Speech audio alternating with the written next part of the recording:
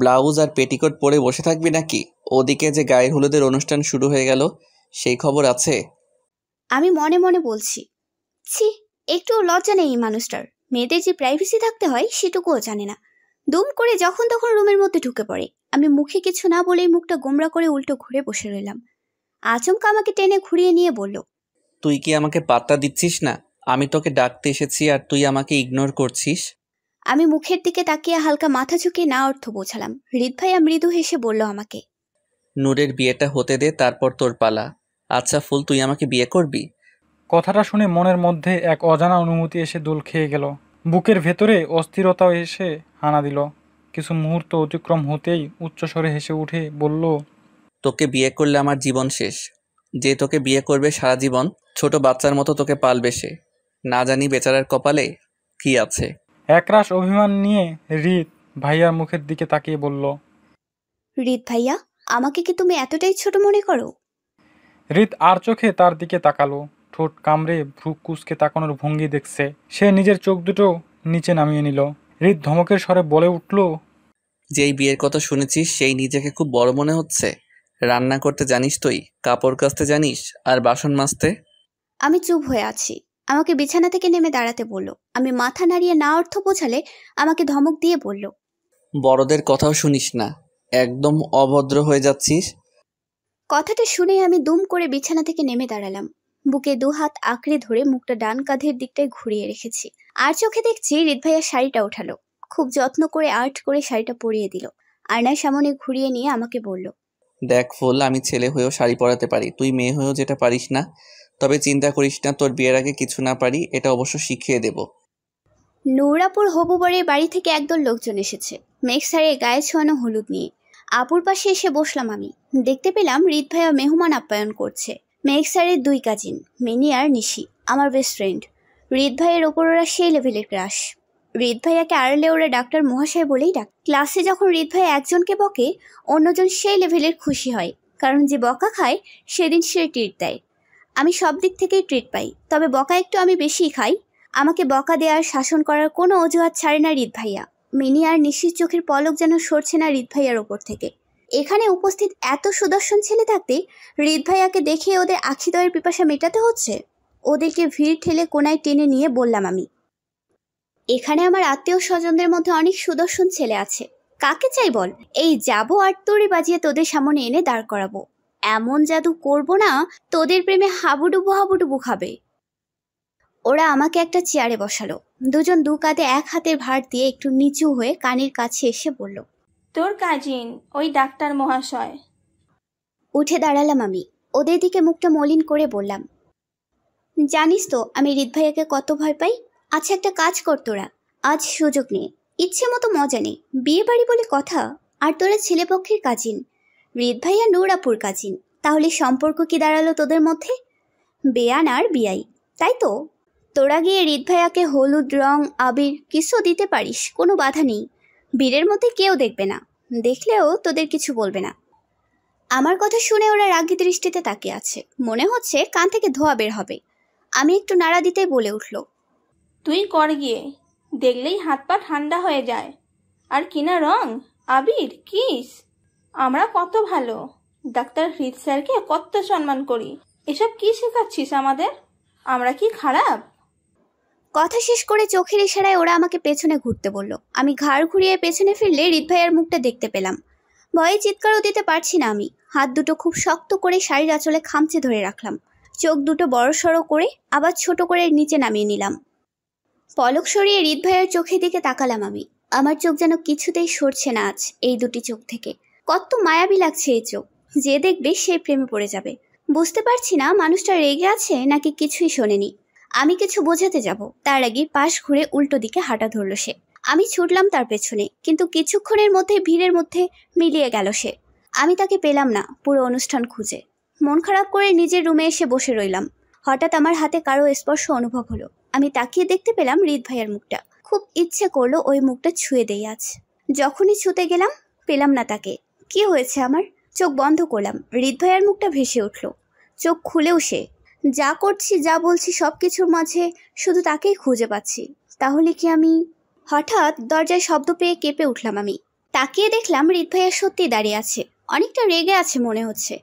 আমার দিকে এগিয়ে আসতে লাগলো আর আমি সেটা দেখে দাঁড়িয়ে পড়লাম। আমার সামনে এসে একটার পর একটা বকুনি দিতে লাগলো সে। আমি এক দৃষ্টিতে তার মুখটার দিকে তাকিয়ে আছি। যখন থেমে গেল তখন আমি বললাম, থামলে কেন হৃদ ভাইয়া? আরও বলো, শুনতে খুব ভালোই লাগছে। আমার কথা শুনে হৃদ ভাইয়া যেন আকাশ থেকে পড়লো, আমার কপালে হাত রেখে বলল, ঠিক আছিস তুই? আমি নিশ্চুপ হয়ে আছি, ভয় করছে না আমার, শুধু তাকিয়ে রয়েছি ওর চোখের দিকে। আমার এই অবস্থা দেখে আমাকে দু কাঁধে হাত রেখে শক্ত করে চেপে ধরে বলল, কি হয়েছে তোর? আমাকে তুমি বিয়ে করবে? কথাটা শুনে হৃদ ভাইয়ের চোখ দুটো বড় সড়ো হয়ে গেল। আমার ধ্যান ফিরল, নিজের মুখটা চেপে ধরলাম আমি। তাকে সরিয়ে দিয়ে উল্টো ঘুরে জিভ কামড়ে ধরলাম। আমার কাঁধে হাত রাখলো সে। আমি ভয়ে ভয়ে তার দিকে তাকালাম। তাকে বললাম, সরি, আমি। আমাকে আমতা আমতা করতে দেখে দিল এক ধমক, কড়া গলায় শাসিয়ে বলল, নষ্ট হয়ে যাচ্ছিস তুই, না হলে তোর মধ্যে এত পরিবর্তন আসতো না। আজ থেকে ওই মেয়ে দুইটার সাথে মেশা তোর জন্য বারণ। আমাকে কথাটা বলে হুড়মুড় করে রুম থেকে বেরিয়ে গেল সে। কিছুক্ষণ পর নূর আপু ঢুকে পড়ল, দুগাল ভর্তি হলুদ। আমি নিশ্চুপ হয়ে আছি। আমাকে আনমনা থাকতে দেখে পাশে এসে বসলো। আমার কাছে জানতে চাইলো আপু। হৃদ কিন্তু তোর উপর খুব রেগে আছে, কারণটা কি রে?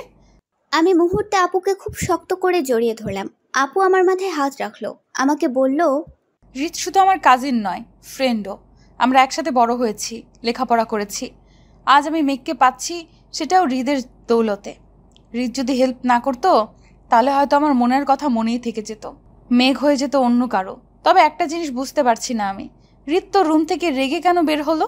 আমি এত করে ডাকলাম, পাত্তাই দিল না। আমার এই পুচকু বোনটা কি এমন করলো যে হৃদ এতটা রেগে গেল? কিছুই করিনি আমি, তুমি তো জানোই হৃদ ভাইয়ার স্বভাব, শুধু শুধু রেগে যায়। হ্যাঁ, এটাও ঠিক। তবে তুই কি জানিস হৃদ কেন তোর এত পেছনে লাগে? জানি তো, মজা নেওয়ার জন্য। আমার কোনো ভুল পেলে হৃদ ভাইয়া ভীষণ মজা পায়, একটা সুযোগও ছাড়ে না আমাকে নিয়ে হাসার। আপু শব্দ করে হেসে উঠল। আমি তাকিয়ে পড়তেই চুপ হয়ে গেল। আমি কিছু বলবো এমন সময় আপুর ফোনটা বেজে উঠল। স্ক্রিনে তাকিয়ে দেখলাম মেঘ নামটা ভেসে উঠেছে। আমি রুম থেকে বেরিয়ে আসলাম। মনে মনে ভাবলাম, মেঘ স্যার কত ভালো, আপুকে কতটা ভালোবাসে, কখনো বকে না, কখনো টেনশনে ফেলে না। আপু খুব ভালো থাকবে মেঘ স্যারের সাথে। সন্ধ্যার সময় নূর আপুকে বধূ বেশি সাজানো হচ্ছে। আপু চলে যাবে বলে মনটা খুব খারাপ। মিনি নিশি প্রথম গাড়িতে চড়ে এসেছে।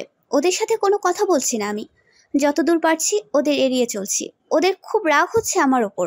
ওরা জোর করে আমাকে এক কোণায় টেনে নিয়ে বলল, ভাব দেখাচ্ছিস তোদের বাড়িতে এসেছি বলে? আমি মাথা ঝাঁকিয়ে না অর্থ বোঝালাম। ওরা বলল, তাহলে তোর সমস্যাটা কি? আমি দূর থেকে হৃদ ভাইয়াকে দেখতে পেয়ে ইশারায় বোঝালাম, বারণ করেছে ওদের সাথে মিশতে। ওরা অসহায় ভঙ্গিতে আমার দিকে তাকিয়ে বলল, তাহলে কি তুই আর আমাদের সাথে মিশবি না? আমি মাথা ঝাঁকিয়ে না অর্থ বুঝিয়ে চলে আসতে লাগলাম।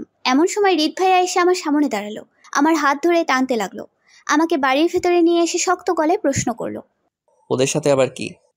ওরা আমার বেস্ট ফ্রেন্ড। কথাটা শুনেই আমার এক হাত টেনে ধরে দাঁত কটমট করে বলল, আর আমি, আমার কথার কোনো দাম নেই তোর কাছে?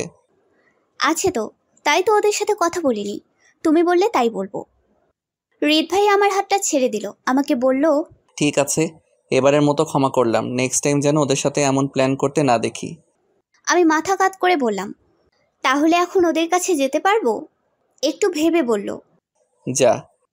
ঘড়ির কাঁটায় 9টা ছুঁই ছুঁই। বিয়ে পড়ানো শেষ। আপুকে গাড়িতে তুলে দেয়া হচ্ছে। সকলের চোখে পানি। আপুকে ছাড়া কিভাবে থাকবো সেই টেনশনে কিছু খাওয়া হয়নি সারাদিন। আপু চলে যাওয়ার পর রুমে এসে বসলাম। বড্ড ফাঁকা ফাঁকা লাগছে এই রুমটা। কাঁদতে কাঁদতে ঘুমিয়ে পড়লাম রাতে। সকালে ঘুম ভাঙলো মায়ের ডাকে। উঠে দেখি 8টা বাজে। মা বলল হৃদ ভাইয়া হসপিটালে চলে গেছে। 8:30টায় তার প্রথম ক্লাস। আমি ফ্রেশ হয়ে ব্রেকফাস্ট করে 9টার দিকে হসপিটালে চলে এলাম। এখন অফ পিরিয়ড, তাই বসে থাকতে হবে। তাই আড্ডা দিচ্ছি ফ্রেন্ডের সাথে ক্যান্টিনে। আর ফার্স্ট ক্লাসে সব পড়া বাবলুকে বলেছি লিখে দিতে। বাবলু পড়া লিখছে। এর মধ্যে একটা ছেলে এসে ওর হাতে কিছু টাকা আর একটা চিঠি গুজে দিয়ে বলল, চিঠিটা আমার খাতার মধ্যে রাখতে। বাবলু টাকাগুলো নিজের পকেটে রেখে চিঠিটা আমার খাতার ভেতরে ভরে দিল। ছেলেটা এত বোকা কেন যে যা বলে বড়দের মতো সব করে? খাতাটা আমাকে দিয়ে চলে গেল। এমন সময় ক্যান্টিনে হৃদ ভাইয়া আসলো। আমার নাম ধরে ডাকলে মুখটা ফ্যাকাশে করে উঠে দাঁড়ালাম আমি। এগিয়ে এসে আমার সামনে দাঁড়িয়ে বলল, আমার ক্লাসটা মিস করেছো তুমি? বুঝলাম কাল অনেক রাত করে ঘুমিয়েছো। এখন আমি ফ্রি আছি আর তুমিও বসে আছো, যদি চাও আমার চেম্বারে এসে ক্লাসটা করতে পারো। আমি ঝট করে বলে উঠলাম, চাই না আমি। হৃদ ভাইয়া রাগী ভঙ্গিতে তাকালো আমার দিকে, আমার বই খাতা হাতে তুলে নিয়ে বলল, আমি তোমাকে বলতে এসেছি, জিজ্ঞাসা করতে আসিনি, আমার সঙ্গে এসো। কথাটা বলে উল্টো ঘুরে হাঁটতে লাগলো। আর আমি মুখটা মলিন করে সবাইকে বাই বলে পেছনে ছুটলাম। হৃদ ভাইয়ার সামনে খাতা কলম হাতে বসে আছি। আমার চোখে মুখে অস্বস্তির ছাপ দেখতে পেয়ে উঠে দাঁড়িয়ে পড়ল সে। ঘুরে এসে আমার পেছনে থেকে হাতে আঙুলগুলো কলমে বাঁধিয়ে শক্ত করে চেপে ধরলো। আমি ব্যথা পেয়ে উফ বলে উঠলাম। আমার মুখটা চেপে ধরে ধমক দিয়ে পড়ল, লেখাপড়ায় মন নেই? ডাক্তার হওয়া এত সোজা? আগের সেমিস্টারে টেনে টুনে পাশ করেছিলি, এখন কোনো ফাঁকিবাজি চলবে না। নূরও নেই, দরকার পড়লে সারা রাত তোকে আমি পড়াবো। নে খাতা বের কর, আর যা বলি তাই নোট কর। আমার এখন কান্না পাচ্ছে খুব। এত নিষ্ঠুর কেন এই মানুষটা? আমি পড়বো না তাও পড়াবে? বাইরে সবাই কত আড্ডা দিচ্ছে, কত মজা করছে, আর এই মানুষটা আমাকে জেলখানায় বন্দি করে রেখেছে। এগুলো বই মনে তো হচ্ছে এক একটা পাহাড়, যা আমার মাথার উপর দিয়ে ভেঙে ভেঙে পড়ছে। আমাকে পিঠে একটা ধাক্কা দিয়ে বলে উঠল, এখনো বসে আছিস তুই? আমি ভয়ে ভয়ে খাতা খুললাম। তারপর যেটা দেখলাম সেটা দেখে আমার হিসকে উঠতে লাগলো। খাতাটা বন্ধ করতে গেলাম আমি, আমার হাতটা শক্ত করে চেপে ধরলো সে। এক টানে খাতাটা আমার হাত থেকে নিয়ে নিল।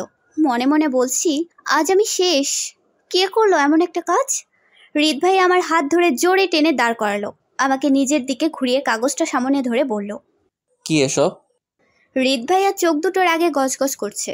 ভয়ে আমার হাত পা ঠান্ডা হয়ে আসছে। কিভাবে বাঁচবো আজ? আমি আমতা আমতা করে অসহায় দৃষ্টিতে তাকিয়ে বললাম, কি কি এসব? আমাকে এক ধাক্কায় টেবিলের উপরে ফেললো। দুই হাত দিয়ে কাঁধে শক্ত করে চেপে ধরলো। মুখের সামনে মুখটা এনে আস্তে করে বলল, তুই কি ছেলেটাকে ভালোবাসিস? আমি মাথা ঝাঁকিয়ে না অর্থ বোঝালাম। আমাকে আবারও প্রশ্ন করলো, পরে তো বাসতে পারিস, আজ চিঠি দিয়েছে, পরে অন্য কিছু দেবে। এভাবে তোর মনে জায়গা করে নেবে ছেলেটা একদিন। তুই ভালোবাসবি ওই ছেলেটাকে? বল, ফুল ছেলেটার প্রতি তোর মনে কোনো ভালো লাগা কাজ করে? আমি মাথা ঝাঁকিয়ে আবারও না অর্থ বোঝাই। হৃদ ভাই আমাকে ছেড়ে দিয়ে টেবিলের ওপর থেকে ফোনটা উঠিয়ে এক কোনায় গিয়ে কার সাথে যেন কথা বলতে থাকে। আমি কাগজটার দিকে তাকাই। কাগজটায় লেখা আছে, প্রিয় ফুল, আমার ফুল, তোমাকে আমি যতই দেখি ভালো লাগে। আমি জানি তোমার মনেও আমাকে নিয়ে অনুভূতি কিছু আছে, তাই তো তোমার সামনে এসে দাঁড়ালে আমার বুকটা ধরফর ধরফর করে। তোমাকে আমি ফুলের মতোই ভালোবাসি। তুমিও যদি আমায় ভালোবাসো তাহলে বলো না ভালোবাসি নাহিদ। তোমার উত্তরের অপেক্ষায় থাকবো প্রিয়তমা।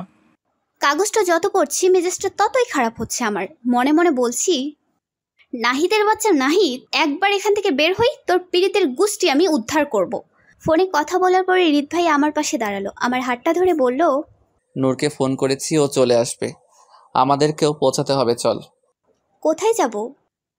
আমার কোনো কথার উত্তর দিল না, অথচ আমাকে ধমক দিয়ে নিজের সাথে করে কোথায় যেন নিয়ে যাচ্ছে। গাড়িতে উঠেও অনেকবার জানতে চেয়েছি, কিন্তু কোনো উত্তর নেই। বেশি কথা বললে চোখ রাঙানো আর ধমক তো আছেই। গাড়িটা এসে কাজী অফিসের সামনে দাঁড় করিয়ে বলল আমাকে নামতে।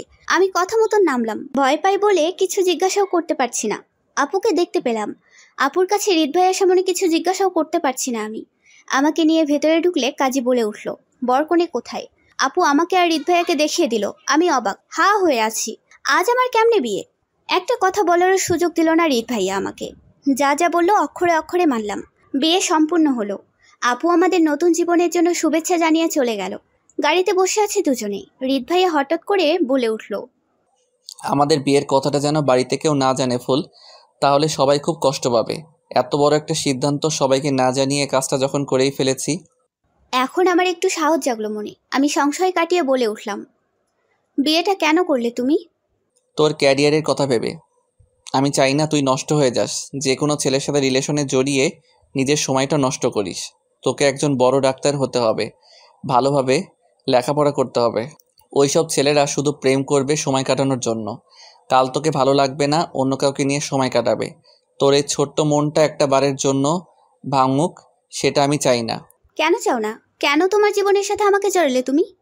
তোকে নিয়ে আমার খুব চিন্তা হয় তাই। শুধু চিন্তা হয় বলে বিয়ে করে নিলে? হ্যাঁ, তোর কখনো ভালোবাসতে ইচ্ছে করলে আমাকেই বাসিস। আমি কখনো তোর মন ভাঙবো না। ভালোবাসবো তোমায়। বাসিস, কাউকে নিয়ে ভাবতে ইচ্ছা করলে আমাকে নিয়েই ভাবিস।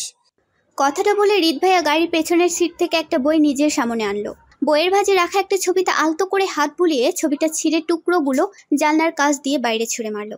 ছবিটা কার ছিল আমার খুব দেখতে ইচ্ছে করছিল, কিন্তু সাহস হয়নি ছিঁড়ে ফেলার আগে হাত থেকে টান দিয়ে দেখে নিতে। আমাকে বাড়িতে ছেড়ে দিয়ে হৃদ ভাইয়া হসপিটালে ফিরে গেল। বলল কাউকে না বলতে বিয়েটার কথা। আমার পেটে আবার কথা বেশিক্ষণ থাকে না। বিয়ে করলাম, বেস্ট ফ্রেন্ডদের জানাবো না? দিলাম মিনি নিশিকে কল আর বললাম হৃদ ভাইয়া আমাকে বিয়ে করে নিয়েছে। কথাটা শুনে ওদের হার্ট অ্যাটাক হওয়ার অবস্থা। আমি বেশ মজায় আছি। হৃদ ভাইয়া আমার স্বামী। উফ, দারুণ তো ব্যাপারটা। মিনি নিশির ক্রাশ এখন শুধুই আমার। ভাবতে বেশ খুশি খুশি লাগছে। আমার কারণে ছ্যাঁকা খেলো দুজনে। ভালোবাসতে বলেছে হৃদ ভাইয়া আমাকে, ভাবতেও বলেছে, কিন্তু কি ভাবা যায়? বিছানার ওপরে গিয়ে গুটিসুটি হয়ে বসলাম, চোখ বন্ধ করলাম। এবার দেখতে পেলাম হৃদ ভাইয়ার রাগান্বিত মুখটা, ধমকানোর কণ্ঠস্বরটা। আমাকে ধমকিয়ে বলছে পড়া শেষ না করলে পড়ার টেবিল থেকে উঠতে দেবে না। আমার একটু ঘুম ঘুম পাচ্ছে। চোখ দুটো বন্ধ হয়ে আসতেই দিচ্ছে এক চড়। রাগী দৃষ্টিতে তাকিয়ে বলছে রাতে কোনো ঘুম নাই, শুধু পড়া আর পড়া। এমন সময় কাকিমণি আর মায়ের কণ্ঠ শুনতে পেলাম। চোখ মেলে তাকালে তাদের হাসি মুখটা দেখলাম। আমার পাশে বসে দুজনে একসাথে বলে উঠল, বিয়ে করবি ফুল? ভালো একটা ছেলে আছে, বিসিএস ক্যাডার। নূরের বিয়েতে তোকে একবার দেখে পছন্দ করে ফেলেছে। ছেলেটা মেঘেরই কাজিন হয়। বাবা মাকে পাঠিয়েছে প্রস্তাব নিয়ে, তুই চাইলে একবার দেখতে পারিস। তাদের কথা শুনে আমি আকাশ থেকে পড়লাম। মা আমার হাতটা টেনে ধরে বলল, কিরে চল। আমি মাথা নাড়িয়ে হাতটা ছাড়িয়ে কাকিমণির দিকে তাকিয়ে বললাম, আমি বিয়ে করব না এখন। কেন করবি না? এত ভালো ছেলে। আচ্ছা ফুল, তুই কি কোনো রিলেশনে জড়িয়েছিস নাকি? আজব প্রশ্ন তো। এ কোন বিপদে পড়লাম আমি? না থাক, এখন কিছু বলা যাবে না। যা করার হৃদ ভাইয়াই করুক। আমার এত প্রশ্নের জবাব দেওয়ার থেকে যা বলছে তা শোনাই উত্তম। মা আর কাকিমণিকে আর কিছু বলার সুযোগ না দিয়ে ইশারায় বললাম চলো। আমাকে দেখে যখন জিজ্ঞাসা করলো আমি রাজি কিনা, আমি ঝট করে হ্যাঁ বলে রুমে চলে আসলাম। বাইরে কি কথা হচ্ছে তা আমার জানার দরকার নেই। রাত 1টা বাজে, সকলেই ঘুমিয়ে পড়েছে। হৃদ ভাইয়া ডিনারের সময় কথাটা জানতে পেরে খাবার ফেলে নিজের রুমে চলে গেছে। তারপর আর রুম থেকে বের হতে দেখিনি। আমিও যাইনি তার কাছে। এখন পড়ার টেবিলে বসে হাই তুলছি আমি। ঝিমাচ্ছি কিন্তু ঘুমাচ্ছি না। অপেক্ষা করছি যদি হৃদ ভাইয়া আসে। হঠাৎ দরজার কড়াঘাত শুনতে পেলাম। আমি ছুটে গিয়ে দরজা খুললাম। দেখলাম হৃদ ভাইয়া খুব রাগী দৃষ্টিতে তাকিয়ে আছে। আমি কিছু বলতে যাব, আমাকে এক ধাক্কায় ঘুরিয়ে নিয়ে দরজার সাথে চেপে ধরলো। এবার আমার মুখের দিকে তাকালো। আমি নিশ্চুপ হয়ে আছি। আমাকে ঝাঁকিয়ে বলল, কোন সাহসে তুই বিয়ের জন্য হ্যাঁ বলেছিস? চুপ করে আছিস কেন? উত্তর দে। এমন একটা সিদ্ধান্ত নেয়ার অধিকার তোকে আমি দিয়েছি। আমি চোখ বন্ধ করে আস্তে করে বললাম, এতে আমার কি দোষ হৃদ ভাইয়া? কি বলতাম আমি? আমাকে ছেড়ে দিল। আমি চোখ খুলে দেখলাম হৃদ ভাইয়ার চোখের চাউনিতে রাগ নেই। আমি এবার বললাম, আমার খুব ভয় লাগে হৃদ ভাইয়া। এভাবে কেন কথা বলো সবসময় আমার সাথে? ভয় পাওয়ার কি আছে? আমি তোর স্বামী। আমার কাছে না শুনে তুই কিচ্ছু করবি না। স্বামী? কখনো সেভাবে কথা বলছো আমার সাথে তুমি? যখনই সামনে আসো চিৎকার, চেঁচামেচি আর রাগ। জোর করে কখনো নিজের সিদ্ধান্ত চাপিয়ে দাও আমার ওপর, তো কখনো ইচ্ছার বিরুদ্ধে 100টা আদেশ চাপিয়ে দাও। ভালোবাসার কখনো সুযোগ দিয়েছো? কথাগুলো এক নিঃশ্বাসে বলে ছুটে বিছানার এপাশে এসে বসলাম। মুখটা টিপে ধরে রেখেছি। এভাবে কখনো হৃদ ভাইয়াকে বলবো আগে ভাবিনি। এখন হৃদ ভাইয়া কি বলবে সেটা শোনার অপেক্ষা। হৃদ ভাইয়া এসে একটানে আমাকে নিজের দিকে ঘুরিয়ে নিল। ভয় করছে আমার, হাত পা কাঁপছে থরথর করে। আমাকে অবাক করে দিয়ে দুগাল আঁকড়ে ধরে বলল, আর ভয় পেতে হবে না আমাকে। এখন থেকে স্বামী মনে করে যা বলতে ইচ্ছে হয় আমাকে বলিস। কথাটা যেন নেশার মতন টানতে লাগলো। আমি এক ঘোরের মধ্যে ডুব দিলাম। হৃদ ভাইয়ার চোখে চোখ রাখলাম। টি শার্টটা খামচে ধরে বললাম, কিসমি। আমাকে সরিয়ে দাঁড়িয়ে পড়ল হৃদ ভাইয়া। মুখটা ঘুরিয়ে নিয়ে বলল, কি বলছিস ফুল? রাত অনেক হয়েছে, ঘুমিয়ে পড়। আমি নড়ে চড়ে উঠলাম। হৃদ ভাইয়া রুম থেকে বেরিয়ে যাওয়ার জন্য পা বাড়ালো। কিছুটা এগিয়ে গিয়ে থেমে গেল।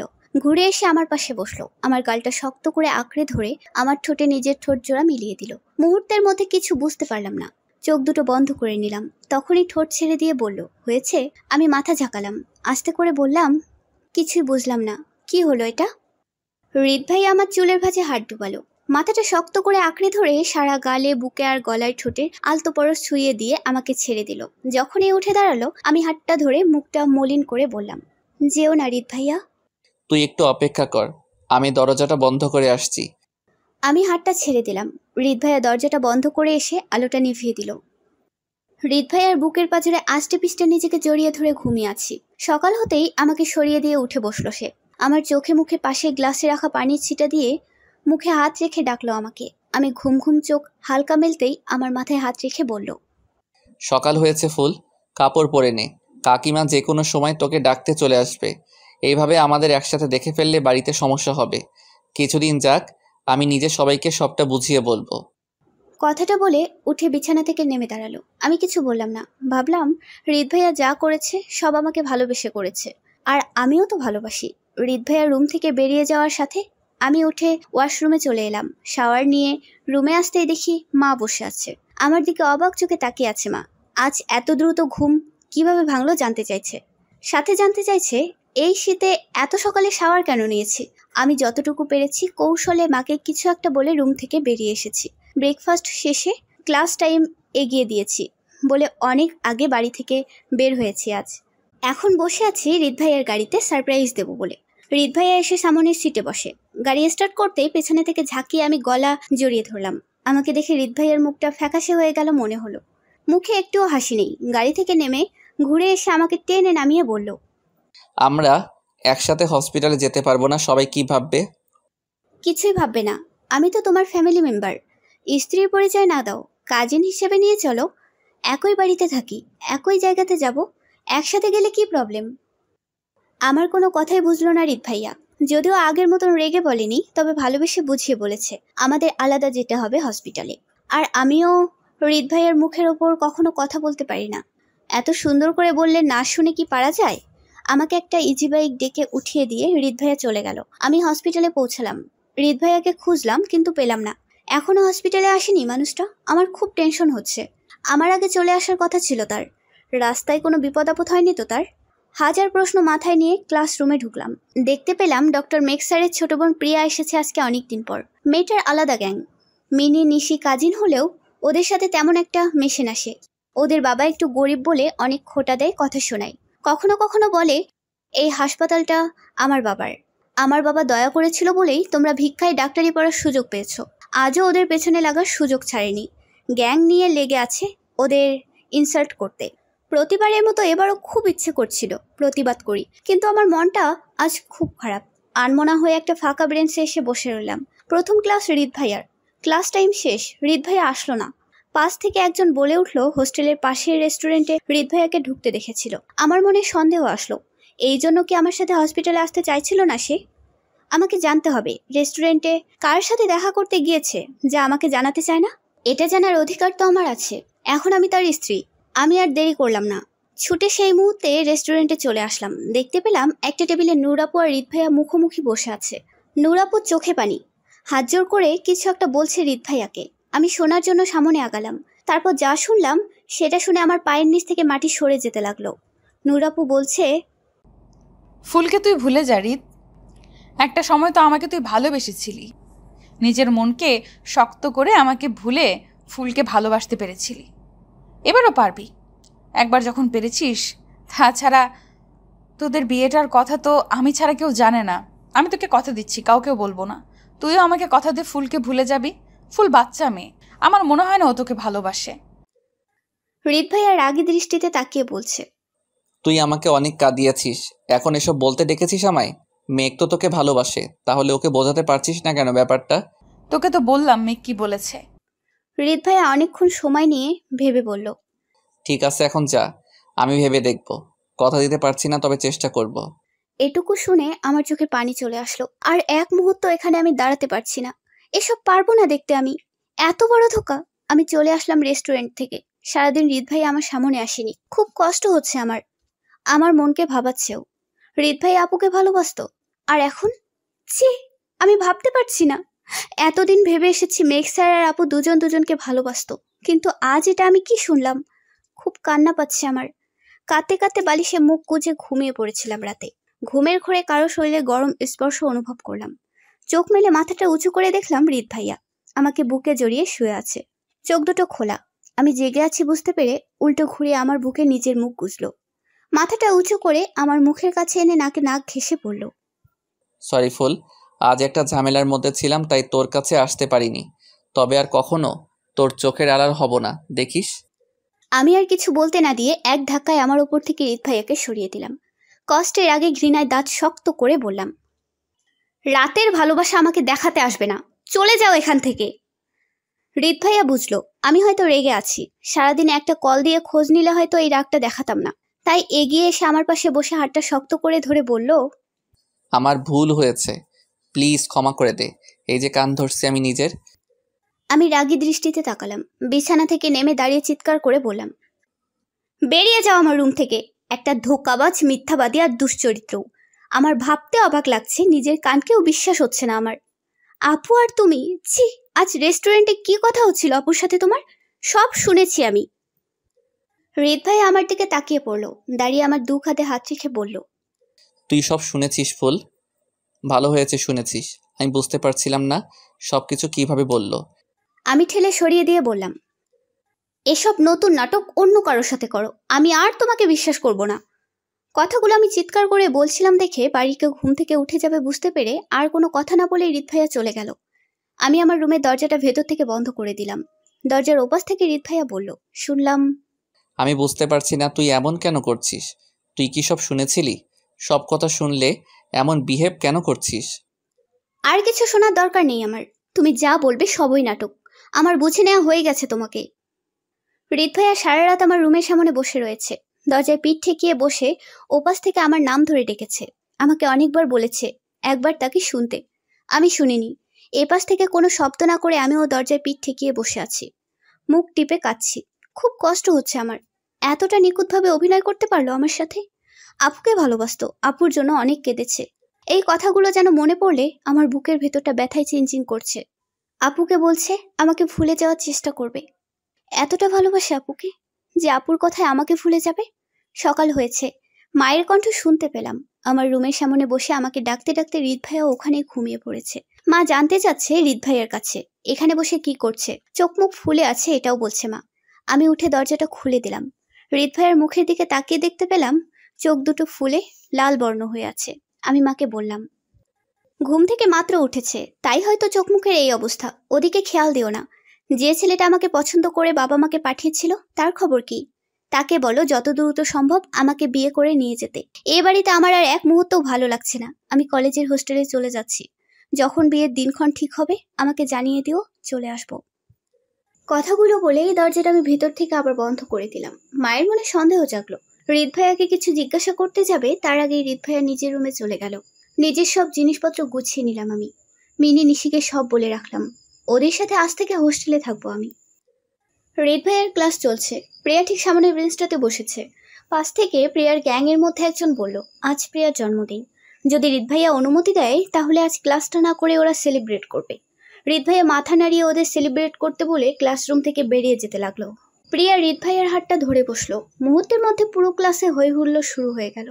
মিউজিক বাজলে প্রত্যেকে কাউকে নিয়ে ডান্স করতে লাগলো। মিনি নিশিও জয়েন করলো এই সেলিব্রেটে। আমি লাস্ট বেঞ্চে বসে খেয়াল করলাম প্রিয়া হৃদ ভাইয়াকে টেনে টেনে ডান্স করার চেষ্টা করছে।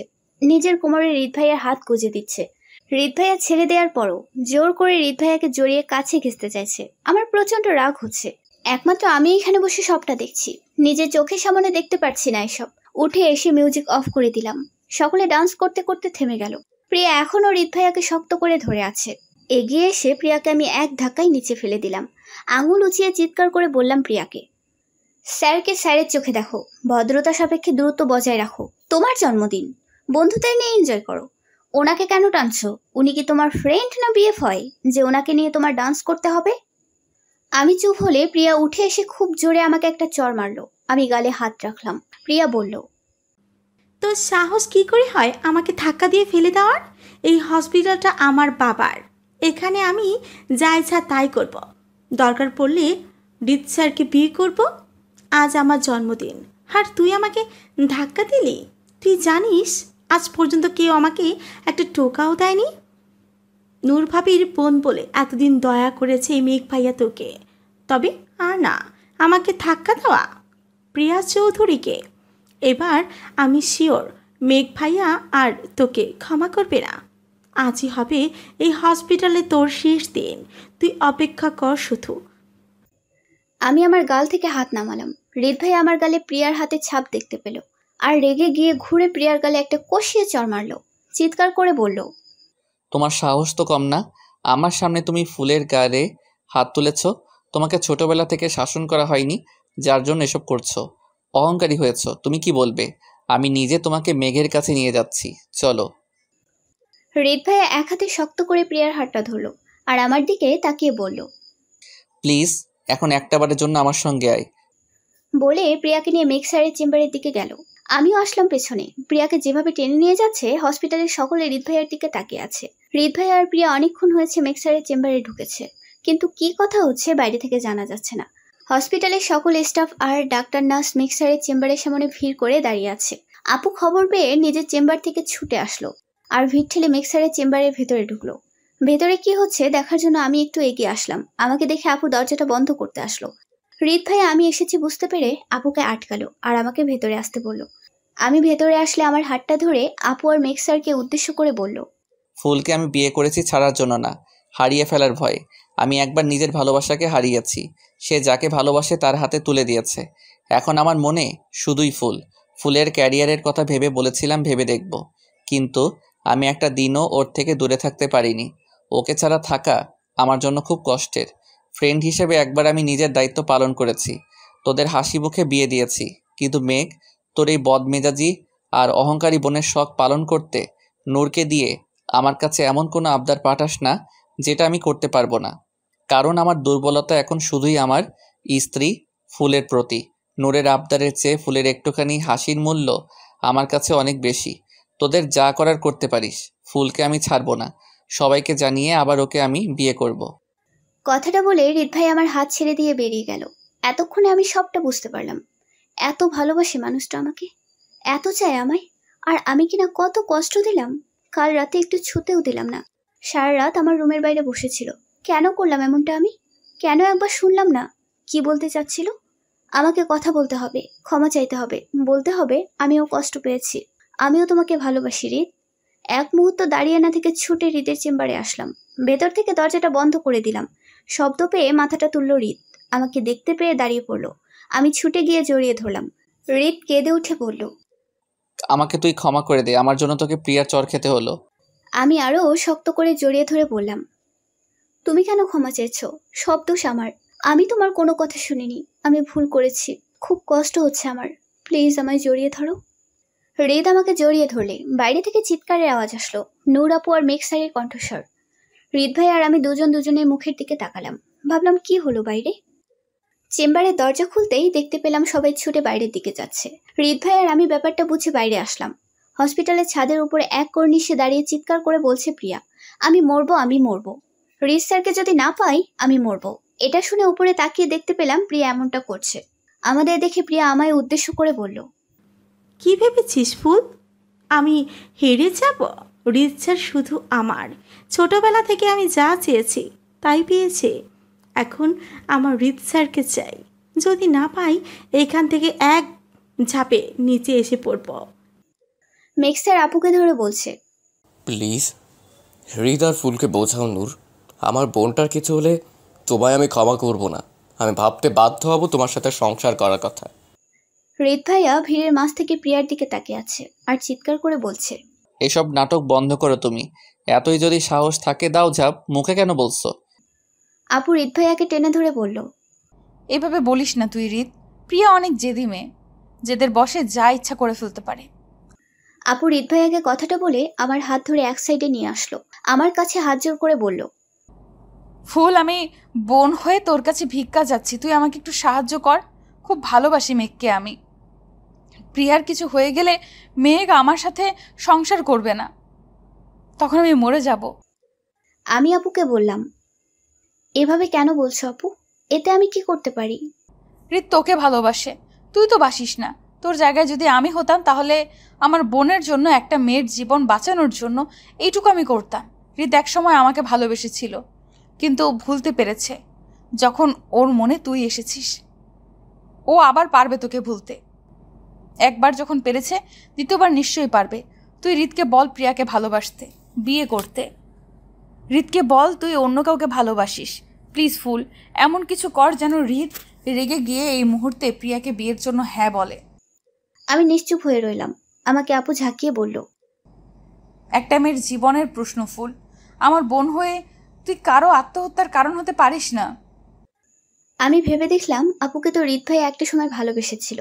আপুর সুখের জন্য মেক্সারের মতো এত ধনী একজনের সাথে বিয়ে দেওয়ার অনেক চেষ্টা করেছে, অনেক অপমানিত হয়েছে আপুর সুখের জন্য। আর আজ আপুর সংসার বাঁচাতে হৃদ ভাইয়ার এত পরিশ্রম আমি বৃথা হতে দেব?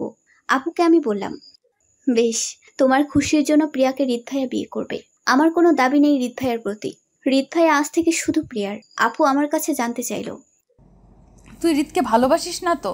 যদি ভালোবেসে থাকিস তাহলে আমি তোকে জোর করব না। আমি মাথা নাড়িয়ে আপুর কাঁধে হাত রেখে বললাম, না আপু, আমি হৃদ ভাইয়াকে কখনো ভালোবাসিনি। তুমি আমার কথা ভেবো না, প্রিয়াকে সামলাও। আমি একটু আসছি। আমি বাড়িতে ফোন করে কাকিমণির কাছ থেকে সেই ছেলেটার ফোন নাম্বার নিলাম যার সাথে আমার বিয়ে ঠিক হয়েছে। আমার একটা ফোনে ছেলেটা ছুটে এলো হসপিটালের সামনে। তার নাম সায়ান। আমি সায়ানকে বললাম সবটা। সায়ান প্রিয়া আর মিক্সারের কাজিন, সে জানে প্রিয়া কেমন, তাই আমার সাথে অভিনয়ের জন্য হ্যাঁ বলে দিল। আমরা দুজন হাতে হাত ধরে ভিড়ের মধ্যে আসলাম। হৃদ ভাইয়াকে দেখিয়ে হেসে উঠে সবাইকে উদ্দেশ্য করে বললাম, প্রিয়াকে হৃদ ভাইয়া বিয়ে করবে কিনা জানি না, তবে তোমরা সবাই আমার বিয়েতে এসো, এর সাথে আমার বিয়ে হবে। হৃদ ভাই আমাকে টেনে নিজের দিকে ঘুরিয়ে নিল। আমাকে বলল, এসব কি করছিস তুই? সায়ানকে আমি আপুর বিয়েতে দেখেই পছন্দ করে নিয়েছিলাম, আর ওকে আমি বিয়ে করব, ভালোবাসি ওকে। কথাটা শুনে হৃদ ভাইয়া নিশ্চুপ হয়ে রইল। মনে হচ্ছিল জীবনে আরো একবার ভালোবাসায় এমনভাবে ঠকবে কখনো ভাবিনি। কোনো কিছু না বলে ওখান থেকে চলে গেল হৃদ ভাইয়া। আমি ওপরে তাকিয়ে বললাম, হৃদ ভাইয়া তোমার প্রিয়া, তোমাকে বিয়ে করবে, নিচে নেমে এসো। প্রিয়া বলল, ঠিক আছে, তুমি যখন বলছো তখন নামছি। আজই বিয়ের দিন ঠিক করতে ভাইয়া যাবে তোমাদের বাড়িতে। মেঘ স্যার বলল, হ্যাঁ হ্যাঁ হ্যাঁ, যাবো। নেমে আয় বোন। প্রিয়া নিচে নেমে আসলে মেঘ স্যার আপুকে ধন্যবাদ জানালো। আপু আমাকে জড়িয়ে ধরে বলল, আমার বোন হিসেবে তোর প্রতি গর্ববোধ হচ্ছে আজ। আমি সায়ানকে ধন্যবাদ জানালাম অভিনয় করার জন্য। প্রিয়া যে নাটক করছিল তা আমি বুঝি, তবুও জেদের বসে যদি কিছু করে বসতো তাহলে মেঘ স্যারের আপুর সম্পর্কটা নষ্ট হতো, যা আমি চাই না। এবার আমি পুরো হসপিটালে খুঁজে চলেছি হৃদ ভাইয়াকে, কিন্তু পাচ্ছি না কোথাও। আমাকে যে হৃদ ভাইয়াকে বলতে হবে আমি তাকে ঠকাচ্ছি না। হৃদ ভাই আমাকে ভুল বুঝলো, ভাবলো আমি তাকে ঠকাচ্ছি, কিন্তু আমি যদি এমনটা না করতাম তাহলে পরিস্থিতি সামলাতে পারতাম না। আপু আর মেঘ স্যারের সংসারটা ভেঙে যেত। আমি অনেক খুঁজলাম হৃদ ভাইয়াকে, কিন্তু কোথাও পেলাম না। আমি কখনো এমনটা করতেই পারি না। কেন বুঝলো না হৃদ ভাইয়া আমাকে? এখন আমি কোথায় খুঁজবো তাকে? হসপিটালের কোথাও হৃদ ভাইয়া নেই, বাড়িতে ফিরেও পেলাম না। আমার খুব কষ্ট হচ্ছে, কাউকে বোঝাতে পারছি না। এদিকে মেঘ স্যারের আপু এসে প্রিয়ার জন্য বিয়ের প্রস্তাব দিয়ে গিয়েছে, সাথে সায়ানের মা বাবাকে এনে আমার আর সায়ানের বিয়ের তারিখটাও ঠিক করে গিয়েছে। এই মুহূর্তে হৃদ ভাইয়াকে আমার যে খুব প্রয়োজন। আমি যেটা ভেবে এমনটা করেছি সেটা তো তাকে শুনতে হবে। রাত অনেক হয়েছে, আমার চোখে ঘুম নেই। হৃদ ভাইয়া এখনো বাড়ি ফেরেনি, খুব টেনশন হচ্ছে আমার। আমি বিছানা ছেড়ে উঠে হৃদ ভাইয়ের রুমে আসলাম। কিছুক্ষণ অপেক্ষা করে সেখানেই ঘুমিয়ে পড়লাম। ঘুমের ঘরে শুনতে পেলাম ওয়াশরুম থেকে কাতরানোর শব্দ শোনা যাচ্ছে। আমি ছুটে গিয়ে দেখলাম হৃদ ভাইয়া ওয়াশরুমে গুটিসুটি হয়ে ভেজা শরীরে বসে আছে আর শীতে কাতরাচ্ছে। তার মানে সারাদিন হৃদ ভাইয়া এখানেই বসেছিল। আমি এগিয়ে আসলাম, হৃদ ভাইয়াকে জড়িয়ে ধরে বুঝতে পারলাম গায়ে খুব জ্বর। আমার স্পর্শ পেয়ে হৃদ ভাইয়া কেঁদে উঠল। আমাকে বলল, তুই আমাকে ভালোবাসিস না ফুল? আমি তো তোকে খুব ভালোবাসি। কে বলেছে আমি তোমায় ভালোবাসি না? তোমাকেই শুধু ভালোবেসে এসেছি সারা জীবন। আমি বুঝতে শিখেছি ধরে আমার মনে শুধু তুমি। আমার ফুলের জন্য নিজেকে কেন কষ্ট দিচ্ছ? একটাবার আমাকে বোঝানোর সুযোগ দাও। ওঠো, রুমে চলো। হৃদ ভাইয়া মাথা ঝাঁকিয়ে বলল, না, আমার আর বাঁচতে ইচ্ছা করে না। প্রথমে নূর, আর এখন তুই। তোকে আমি কেন বিয়ে করেছিলাম জানিস? কারণ তোকে আমি হারিয়ে ফেলতে চাইনি। নূর আর আমি দুজন দুজনকে ছোটবেলা থেকেই ভালোবেসে এসেছি। নূরের জন্য কত মাইর খেয়েছি স্কুলে। ক্লাসে নূর যেদিন পড়া করতো না সেদিন আমি পড়া হলেও দাঁড়িয়ে ওর সাথে মাইর খেয়েছি, ওর কষ্টটা অনুভব করতে। নূর যেদিন হোমওয়ার্ক করতো না সেদিন ক্লাসে আমিও আমার অঙ্ক খাতাটা ব্যাগ থেকে বের করতাম না। কড়া রোদ্দুরে ওর সাথে কান ধরে দাঁড়িয়েছি, যেন ও নিজেকে একা ফিল না করে।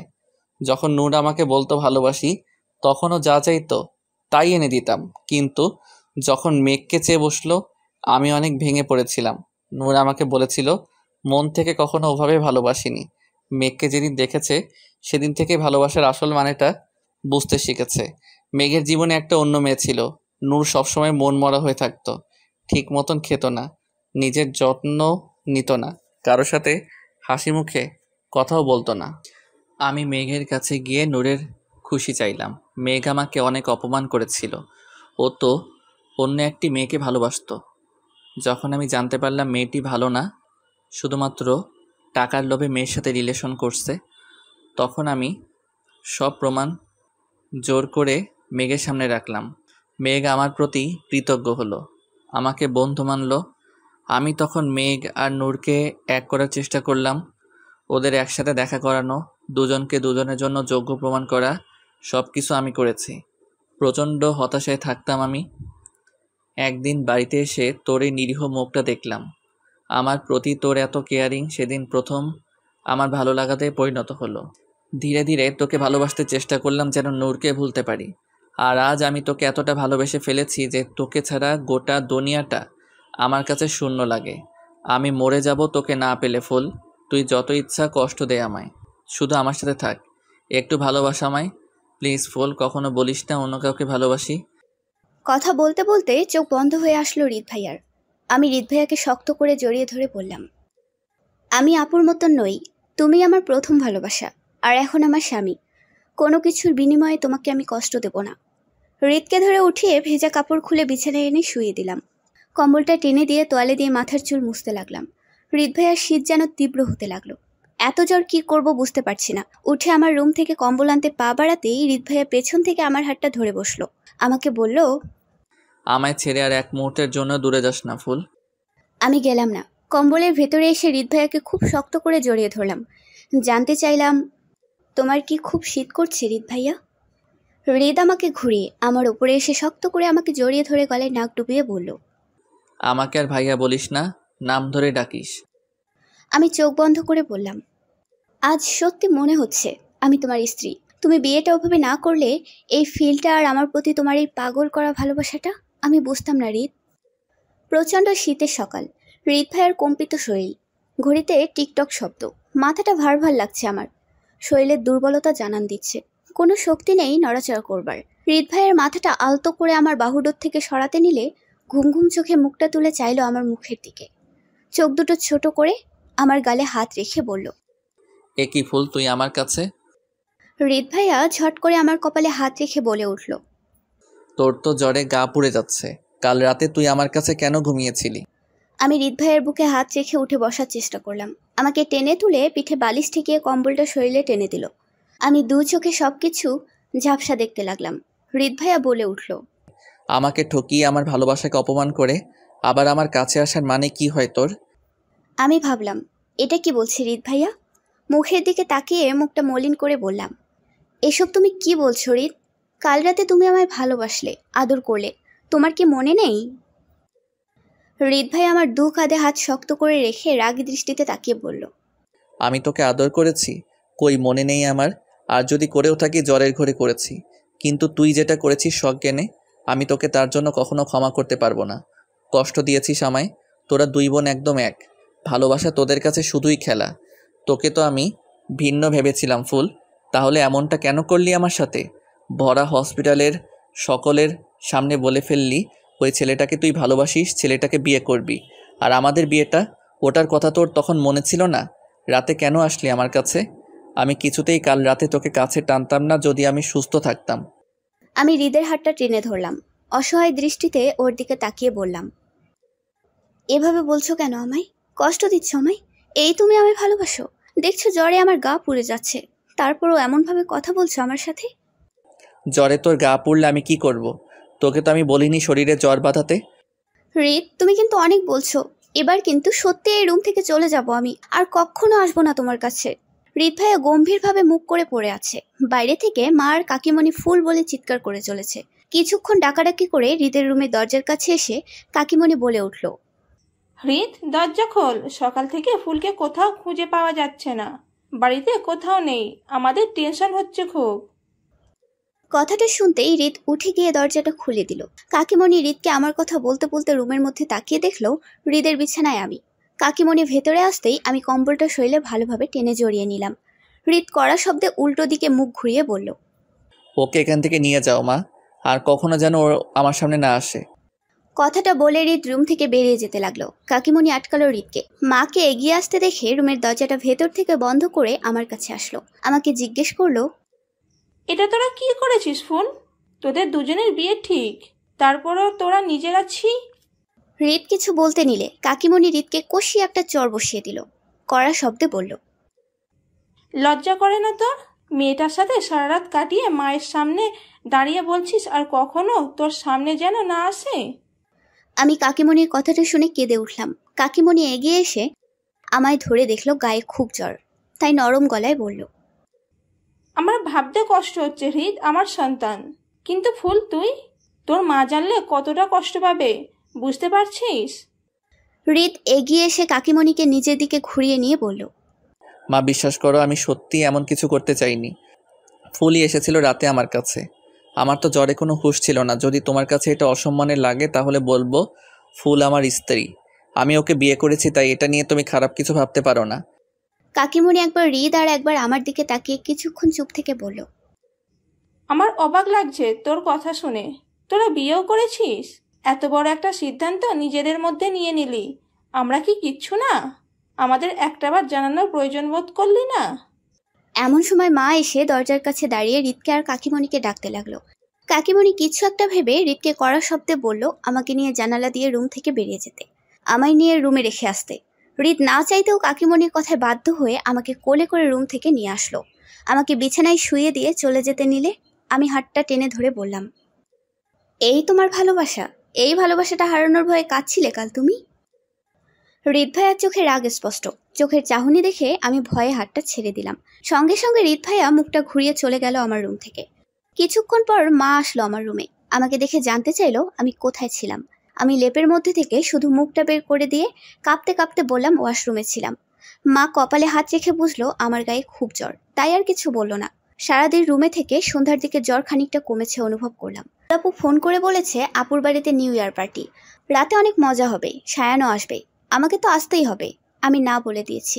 একে তো হৃদ ভাইয়া রেগে আছে আমার উপর, ওর রাগ না ভাঙিয়ে পার্টিতে গিয়েছি শুনতে পারলে আরও রেগে যাবে। আমি বসে বসে ভাবছি কিভাবে হৃদ ভাইয়ার রাগ ভাঙানো যায়। এত ভালোবাসে আমায়, অথচ রাগ করলে সেটা স্বীকার করতে চায় না। রাত 11টা ছুঁই ছুঁই মিনির ফোন আসলো।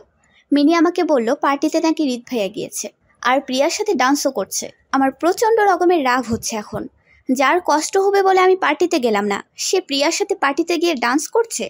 আমি রুম থেকে বেরিয়ে রান্নাঘরে সোজা ঢুকলাম। মেজাজ এতটাই খারাপ থেকে সব সবজি বের করে আপন মনে কেটে চলেছি।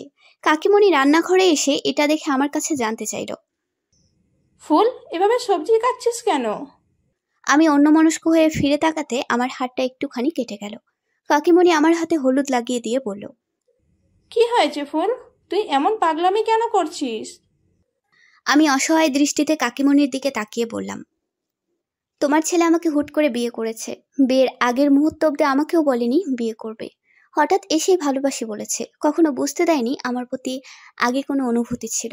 কাল সারাটা রাত ভালোবাসার কথা বলেছে, আমাকে স্বপ্ন দেখিয়েছে। সকাল হতেই বলছে আমি কেন রাতে তার রুমে এসেছি। আর এখন আপুর বাসায় পার্টিতে প্রিয়ার সাথে ডান্স করছে, যার সাথে বিয়ে ঠিক হয়েছে। কোথায় ভেবেছিলাম বিয়েটা ভেঙে যাবে, কিন্তু না, তোমার ছেলে ঠিক করেই নিয়েছে আমার উপর জেদ দেখিয়ে প্রিয়াকে বিয়ে করবে। এখন তুমি তোমার ছেলের বিচার করো কাকিমণি, আমি ওর অবহেলা আর নিতে পারছি না। কাকিমণি আমাকে ঘুরিয়ে মুখের দিকে তাকিয়ে বলল, তুই কি হৃদকে খুব ভালোবাসিস ফুল? আমি মাথা কাত করে হ্যাঁ অর্থ বোঝালাম। কাকিমণি বলল, তাহলে তুই পার্টিতে যা, হৃদকে বোঝা, বাড়িতে ফিরিয়ে নিয়ে আয়। যদি না বোঝে আমি তো আছি, কথা বলবো আমি হৃদের সাথে। কিভাবে যাব আমি? মা এত রাতে বের হতে দেবে না। তুই চুপি চুপি বের হ। তোকে খুঁজলে আমি না হয় বলে দেব তুই রুমে ঘুমাচ্ছিস, যেতে দেব না তোর রুমে।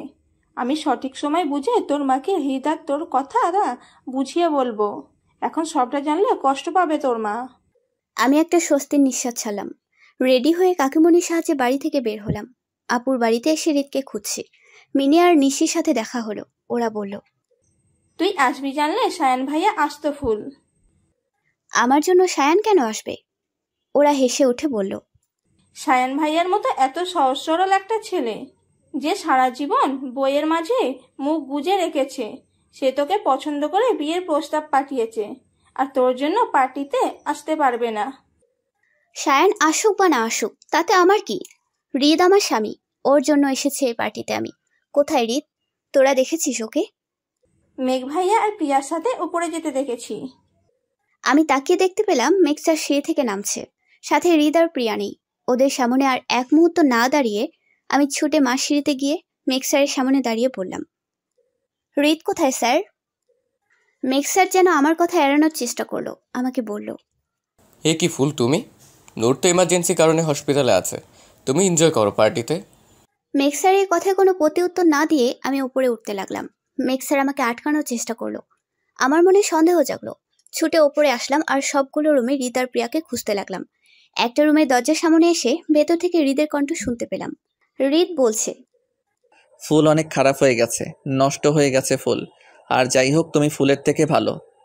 এটুকু শুনতে আমার কাঁধে মেঘ স্যারের হাত পড়লো। মেঘ স্যার হেসে উঠে বলল, শুনে নিয়েছো এবার হৃদ তোমাকে কতটা অপছন্দ করে, তোমাকে অন্যের সামনে খারাপ বলে, এরপরও হৃদের কাছে যাবে? হৃদ তো চায় এখন প্রিয়ার সাথে সময় কাটাতে, তাই বলছি ওদেরকে ওদের মতো থাকতে দাও, সামনে ওদের বিয়ে। এমন সময় ভেতর থেকে প্রিয়ার কণ্ঠ শুনতে পেলাম। প্রিয়া বলে উঠল, ঠিক বলছো হৃদ, ফুল নষ্ট হয়ে গেছে। নূর ভাবি বলল তো ফুল পার্টির জন্য বাড়ি থেকে বের হয়েছে, অথচ দেখো পার্টিতে সবাই আছে, শুধু ফুল নেই। তোমাকে বললে তো বিশ্বাস করো না, এসে দেখলে তো ফুল নেই পার্টির কোথাও। ফুল শাহানের সাথে পার্টি করছে হোটেলে। যদি জানতাম কোন হোটেলে তোমাকে বলতে পারতাম, নিজে গিয়ে দেখে আসতে। এটুকু শুনে আমি রুমের দরজাটা খুব জোরে ধাক্কা দিয়ে খুলে ফেললাম। তাকিয়ে দেখলাম প্রিয়া হৃদের খুব কাছে, শার্টের কলারটা মুঠোয় টেনে নিয়ে ওর মুখের খুব কাছে মুখটা রেখে আছে। আমি এই দৃশ্য দেখে এগিয়ে এসে প্রিয়াকে টেনে এনে কষিয়ে একটা চড় মারলাম। প্রিয়া ছিটকে পড়তে লাগলে মেঘ স্যার প্রিয়াকে ধরে বসলো। প্রিয়া গালে হাত দিয়ে কেঁদে উঠে মেঘ স্যারকে বলল, ভাইয়া, আমি বলছিলাম হৃদের সাথে একটু একা সময় কাটাতে চাই। নতুন বছর একান্তে হৃদের মুখ দেখে শুরু করতে চাই। তাহলে তুমি থাকতে ফুল কিভাবে এখানে আসতে পারলো? মেঘ স্যার ঘুরে এসে বলল, তোমার সাহস হয় কি করে আমার বোনের গায়ে হাত তোলার? আমাকে মারবার জন্য হাত উঁচু করলে আমি হাতটা ধরে বসলাম। মেঘ স্যারের চোখের দিকে তাকিয়ে বললাম, আপনাকে যে সম্মানটুকু করতাম তা আপনার বোনের জন্য এসব নোংরা কাজ করে শেষ করে দিয়েছেন স্যার। আমি এটাও ভুলে যেতে বাধ্য হব আপনি আমার বোনের স্বামী। যা পারেন আপনি করেন, আমি হৃদকে ছাড়বো না। হৃদ বললেও না। আপুর জন্য হৃদ অনেক কষ্ট পেয়েছে। এটা শোনার পর হৃদকে আমি আরো কষ্ট পেতে দেব? কিছুতেই না। হৃদ আমার স্বামী আর আমারই থাকবে সারা জীবন। আপনার বোনের আবদার পূরণ না করে আপনার বোনকে কিভাবে সঠিক পথে আনবেন সেটা ভাবুন। কথাটা বলে হৃদের দিকে ঘুরে তাকালাম। চোখ মুখ ছোট করে এদিকে ওদিকে তাকাচ্ছে হৃদ। আমি কাছে এসে ওর মুখটা ধরে বুঝতে পারলাম মদের গন্ধ বের হচ্ছে মুখ থেকে। আমি বললাম, হৃদ, তুমি মদ খেয়েছো? হৃদ মাথা নাড়িয়ে হ্যাঁ বলে হেসে উঠল। আমি হৃদের হাতটা আমার কাঁধে বাঁধিয়ে বললাম, বাড়িতে চলো হৃদ। পাশ থেকে প্রিয়া কেঁদে উঠে বলল, ভাইয়া, কিছুক্ষণ পরে 12টা বাজবে। আমার হৃদকে চাই। হৃদের মুখ দেখে আমি নতুন বছর শুরু করব। আর হৃদও আমাকেই দেখবে। প্লিজ ভাইয়া, কিছু একটা করো। প্রিয়ার বায়না শুনে মেঘ স্যার হাত জোর করে আমাকে বলল, প্লিজ ফুল, আমি কোনো অশান্তি চাই না, তোমার কাছে অনুরোধ করছি আমি হৃদকে রেখে যাও। আমার বোনের জন্য আমি সব করতে পারি, তুমি যত টাকা চাইবে তত টাকা দেব। আমি ওদের পাত্তা না দিয়ে হৃদকে নিয়ে আসতে লাগলাম। ওরা এবার মুখের কথায় না পেরে জোর করে হৃদকে আমার কাছ থেকে ছাড়াতে চাইলো। হৃদকে নিয়ে রুম থেকে বের হতে আমি ওদেরকে বাইরে থেকে লক করে দিলাম। দরজার ওপাশ থেকে ওরা চিৎকার করতে লাগলো খোলার জন্য। আমি শুনলাম না, চলে আসলাম ওদের দিকে ঘুরে না তাকিয়ে। হৃদকে নিয়ে চুপে চুপে বাড়িতে ঢুকলাম আমি। কাকিমণি তখন বাড়ির ডুপ্লিকেট চাবিটা দিয়েছিল আমায়, এজন্য তেমন অসুবিধা হয়নি। এত রাতে বাড়ির সকলেই ঘুম। কোনো রকম শব্দ না করে হৃদকে তার রুমে নিয়ে আসলাম। বিছানার উপর বসিয়ে পা থেকে জুতা খুললাম। হৃদকে বললাম, তুমি একটু বসো, আমি তোমার জন্য লেবু শরবত নিয়ে আসছি। কথাটা বলে যেতে লাগলে আমার শাড়ির আঁচলটা টেনে ধরে চোখ মুখ ছোট করে বলল হৃদ। ফুল, তুই শাড়ি পরেছিস? আমি এগিয়ে এসে হৃদের পাশে বসলাম। মুখের কাছে একটু ঝুঁকে বললাম, কেমন লাগছে আমায়? কাকিমণি নিজের হাতে আমাকে আজ সাজিয়ে দিয়েছে, শুধু তোমার জন্য, যেন তোমার চোখ অন্য কোনো মেয়ের ওপর না যায়। হৃদ আলতো হাতে আমার মুখে নিজের আঙুল বোলাচ্ছে, আমাকে বিড়বিড় করে বলছে, তোকে তো পরীর মতো লাগছে ফুল। কথাটা বলেই আমার ঠোঁটে একটা চিমটি কাটলো। আমি আহ বলে উঠলাম। উঠে দাঁড়িয়ে বললাম, তুমি বসো, আমি তোমার জন্য লেবুর শরবত আনছি। কথাটা বলে হৃদকে রুমে রেখে রান্নাঘরে আসলাম। হৃদের জন্য লেবুর শরবত করে রুমে এসে দেখি সে ঘুম। মাথার কাছে গ্লাসটা রেখে পাশে বসলাম আমি।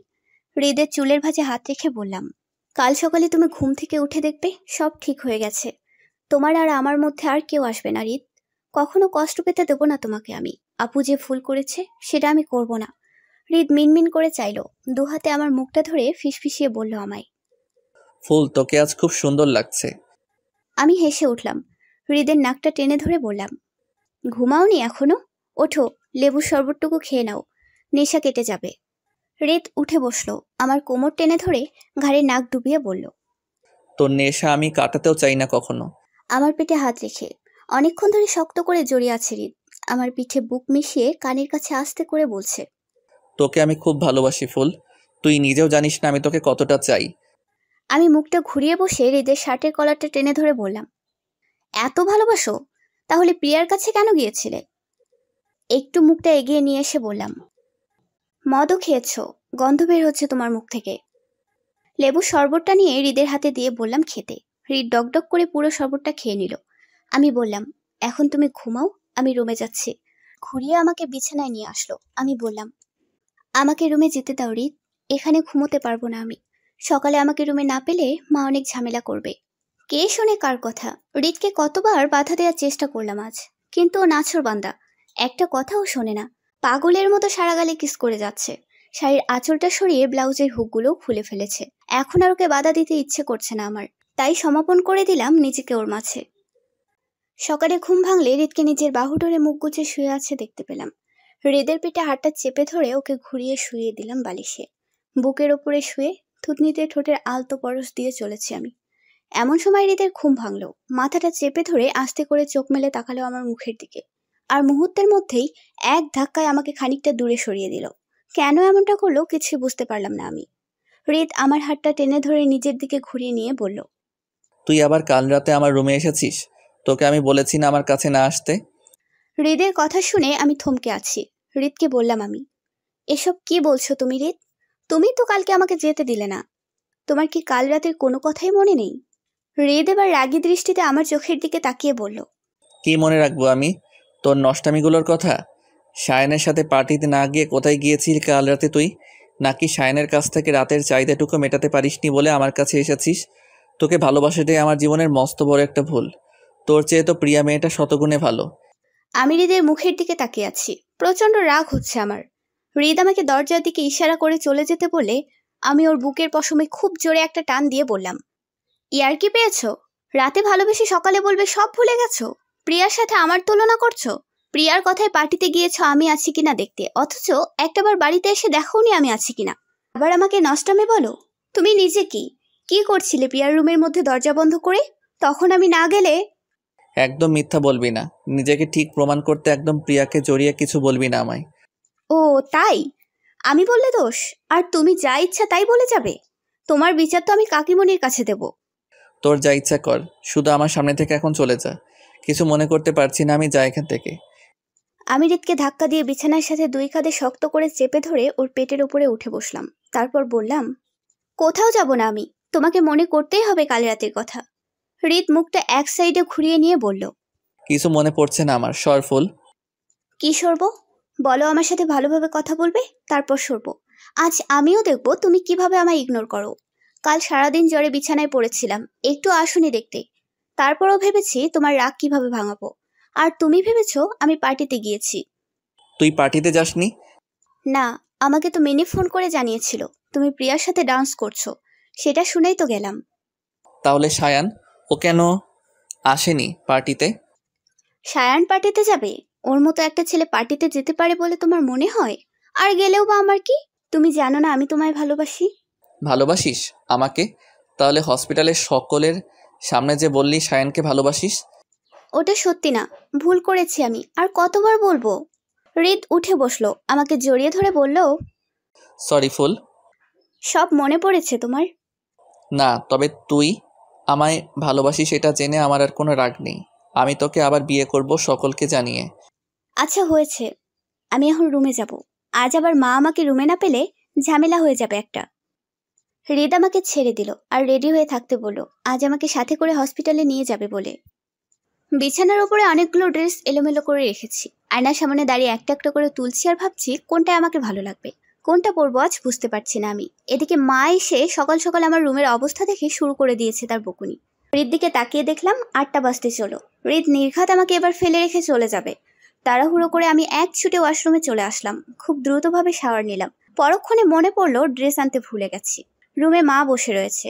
মাকে বললাম, মা, বিছানার ওপর থেকে যেই ড্রেসটা তোমার ভালো লাগে সেটা আমাকে দাও। মায়ের কোনো সারা শব্দ নেই। আমি ওয়াশরুমের দরজাটা হালকা একটু খুলে মুখ বের করে দেখলাম হৃদ দাঁড়িয়ে আছে, হাতে একটা লাল ড্রেস। ও চোখের ইশারায় পুরো রুমটা দেখিয়ে বলল আমায়। কি করেছিস রুমের অবস্থা? হাতে থাকা ড্রেসটা আমার দিকে বাড়িয়ে দিয়ে বলল, লাল রংটা তোকে পরলে ভালো লাগবে। আমি খুশি খুশি ড্রেসটা হাতে নিলাম। অমনি মায়ের কণ্ঠ কানে এলো। মা আমার রুমের দিকে আসছে, বলছে, আমাকে দেখেছিস ফুল? আমি একটানে হৃদকে ওয়াশরুমের মধ্যে নিয়ে আসলাম। মা রুমে আসলে বলে উঠলাম, ভুলে গেছি কেন ডেকেছিলাম। তুমি যাও মা, আবার ডাকলে এসো।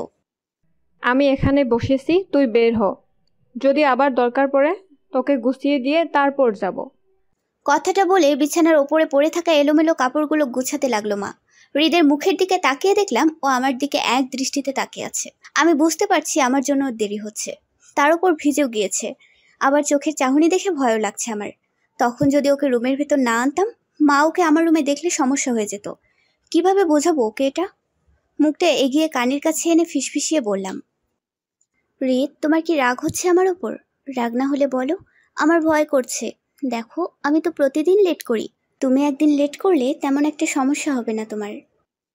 কথাটা শেষ না হতে হৃদ আমার মাথাটা 2 হাতে শক্ত করে চেপে ধরলো।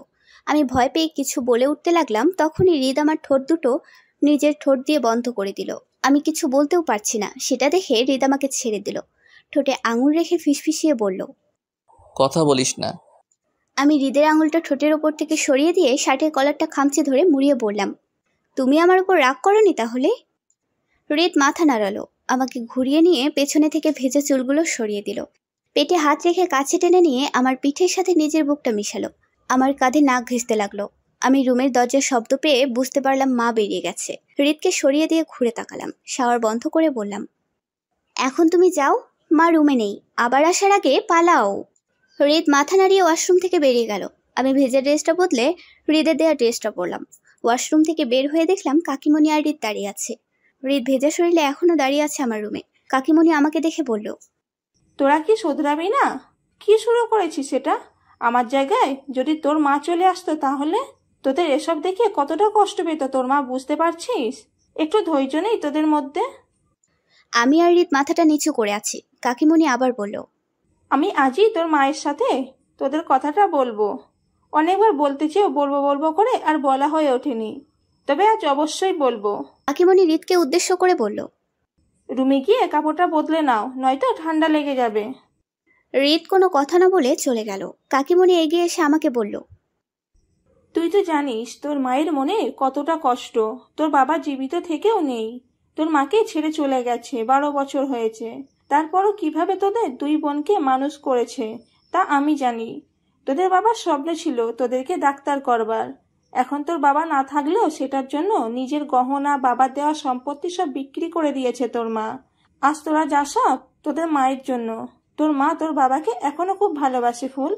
জানিস 1 বছর আগে হৃদের বাবা যখন মারা যায় তখন তোর মাই আমাকে সামলিয়েছিল। এমন কিছু করিস না যেন তোর মা কষ্ট পায়। আমি আজ তোদের ব্যাপারটা বুঝিয়ে বলবো, কিন্তু তোরা বাড়ির মধ্যে আজ আর এমন কোনো পাগলামি করিস না। হৃদ ছেলে মানুষ, ও বুঝবে না, তাই তোকে বললাম। কথাগুলো বলে কাকিমণি বেরিয়ে গেল রুম থেকে। ব্রেকফাস্ট টেবিলে হৃদ এসে বসলে আমি উঠে দাঁড়ালাম। ডকডক করে শরবতটুকু খেয়ে দেরি হচ্ছে বলে বেরিয়ে আসলাম। হৃদের গাড়িতে বসে অপেক্ষা করছি। হৃদ এসে গাড়ির দরজা খুলে অবাক হলো। আমাকে দেখে বলল, বাবা এমন ভাব নিয়ে বের হলি, তখন মনে তো হচ্ছিল ক্লাস ছুটে যাচ্ছে। ফার্স্ট ক্লাসে তো তোমার, ছুটলেও বাকি, তুমি তো আমার সামনে। হৃদ হেসে উঠে গাড়িতে এসে বসলো। আমি সিট বেল্ট খুলে হৃদের দিকে এগিয়ে এসে ওর কাঁধে মাথা রাখলাম। হৃদ এক ধমক দিয়ে বলল, রাস্তাঘাটের পথ দুর্ঘটনা হয়ে যেতে পারে, সিট বেল্ট বাদ। আমি মাথা নাড়িয়ে সরে এসে সিট বেল্ট বেঁধে নিয়ে বসলাম। আজ সবগুলো ক্লাস করেছি। প্রিয়া শাকচুন্নিটা আজ আসেনি। খুব আনন্দ লাগছে। আসল আনন্দ হচ্ছে কাকিমণি মায়ের সাথে কথা বলবে এর জন্য। সব ওয়ার্ডে যেয়ে পেশেন্টের সাথে গল্প করছি, খোঁজ খবর নিচ্ছি। লাঞ্চ টাইম হতেই হৃদের কথা মনে পড়লো। আমি ছুটে হৃদের কেবিনে আসলাম, দেখলাম হৃদ বেরিয়ে যাচ্ছে। আমি বললাম, আজ তোমার সাথে লাঞ্চ করব। ও বলল কাকিমণি কিছু গহনা বানাতে যাবে আমাদের বিয়ের জন্য, তাই কাকিমণিকে নিয়ে জুয়েলারি শপে যাচ্ছে। আমাকেও যেতে বলল। আমি বললাম যাব না, এখানে আনন্দই হচ্ছে, তুমি যাও, আজ আমি ভরপুর আনন্দ করব। হৃদ বলল, ঠিক আছে, আনন্দ কর। রাতে মা কাকিমার সাথে আমাদের কথাটা বলবে, তারপর ধুমধাম করে আমরা আবার বিয়ে করব। হৃদের মুখে বিয়ে কথাটা শুনে মনে পড়লো মিনি নিশিকে এখনো বলা হয়নি। হৃদকে বিদায় জানিয়ে মিনি নিশির কাছে এলাম। ক্যান্টিনে একটা টেবিলে বসে মিনি আর নিশিকে বলতে লাগলাম হৃদ কতটা রোমান্টিক। ওরা আমার মুখের দিকে হা হয়ে শুনতে লাগলো। তৎক্ষণাৎ নূরাপুর চিৎকার শুনতে পেলাম। চিৎকার করে পুরো হসপিটালের সবাইকে ডাকছে। সকলে ছুটে গেলাম, দেখলাম আপু কাঁদছে।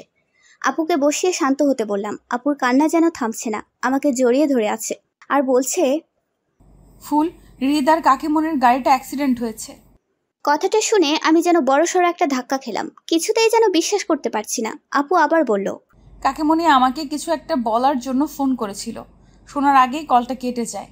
কিছুক্ষণ পর অন্য একজন ফোন করে বলে গাড়িটা অ্যাক্সিডেন্ট হয়েছে আর দুজনের অবস্থাই গুরুতর।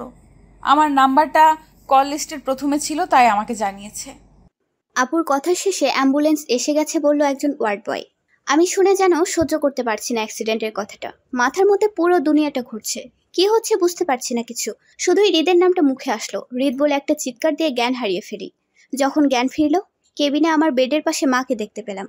আমাকে চোখ খুলতে দেখে মা এগিয়ে এসে কেঁদে উঠে বলল, তোর কাকিমণি আর নেই ফুল, হৃদের অবস্থাও তেমন ভালো না। কিছুদিন পরেই ছেলেটার বিয়ে হবার কথা ছিল। না জানি প্রিয়া মেয়েটার কি হবে। অপারেশন থিয়েটারের সামনে যেভাবে পাগলামো করছে, হৃদের কিছু হলে মনে হয় ডাক্তারদেরই মেরে ফেলবে। মায়ের আর কোনো কথা শোনার মতো পরিস্থিতি আমার নেই। আমার চোখ দুটো আবার বন্ধ হয়ে আসতে লাগলো। পাশেই নূর আপু ছিল, মনে হলো আমাকে ইঞ্জেকশন দিয়েছে। টানা 3 দিন পর জ্ঞান ফিরল আমার। চোখ খুললে চোখের সামনে আপুকে দেখতে পেলাম। আমাকে উঠে বসতে দেখে রিপোর্টের ওপর থেকে চোখ সরিয়ে নিল আপু। আমার দিকে এগিয়ে এসে রিপোর্টটা আমার সামনে রাখলো। আমার 2 কাঁধে হাত রেখে উঠিয়ে বসালো আমাকে। আমি একটু সজাগ হলে হৃদের কথা মনে পড়লো। অমনি আমি বেড থেকে নামতে চাইলাম, আপু বাধা দিল আমায়। গিয়ে কেবিনের দরজাটা আস্তে করে বন্ধ করে এসে আমার সামনে দাঁড়ালো। রিপোর্টটা উঠিয়ে আমার সামনে ধরে বলল, এই রিপোর্টটা বলছে তুই প্রেগনেন্ট ফুল।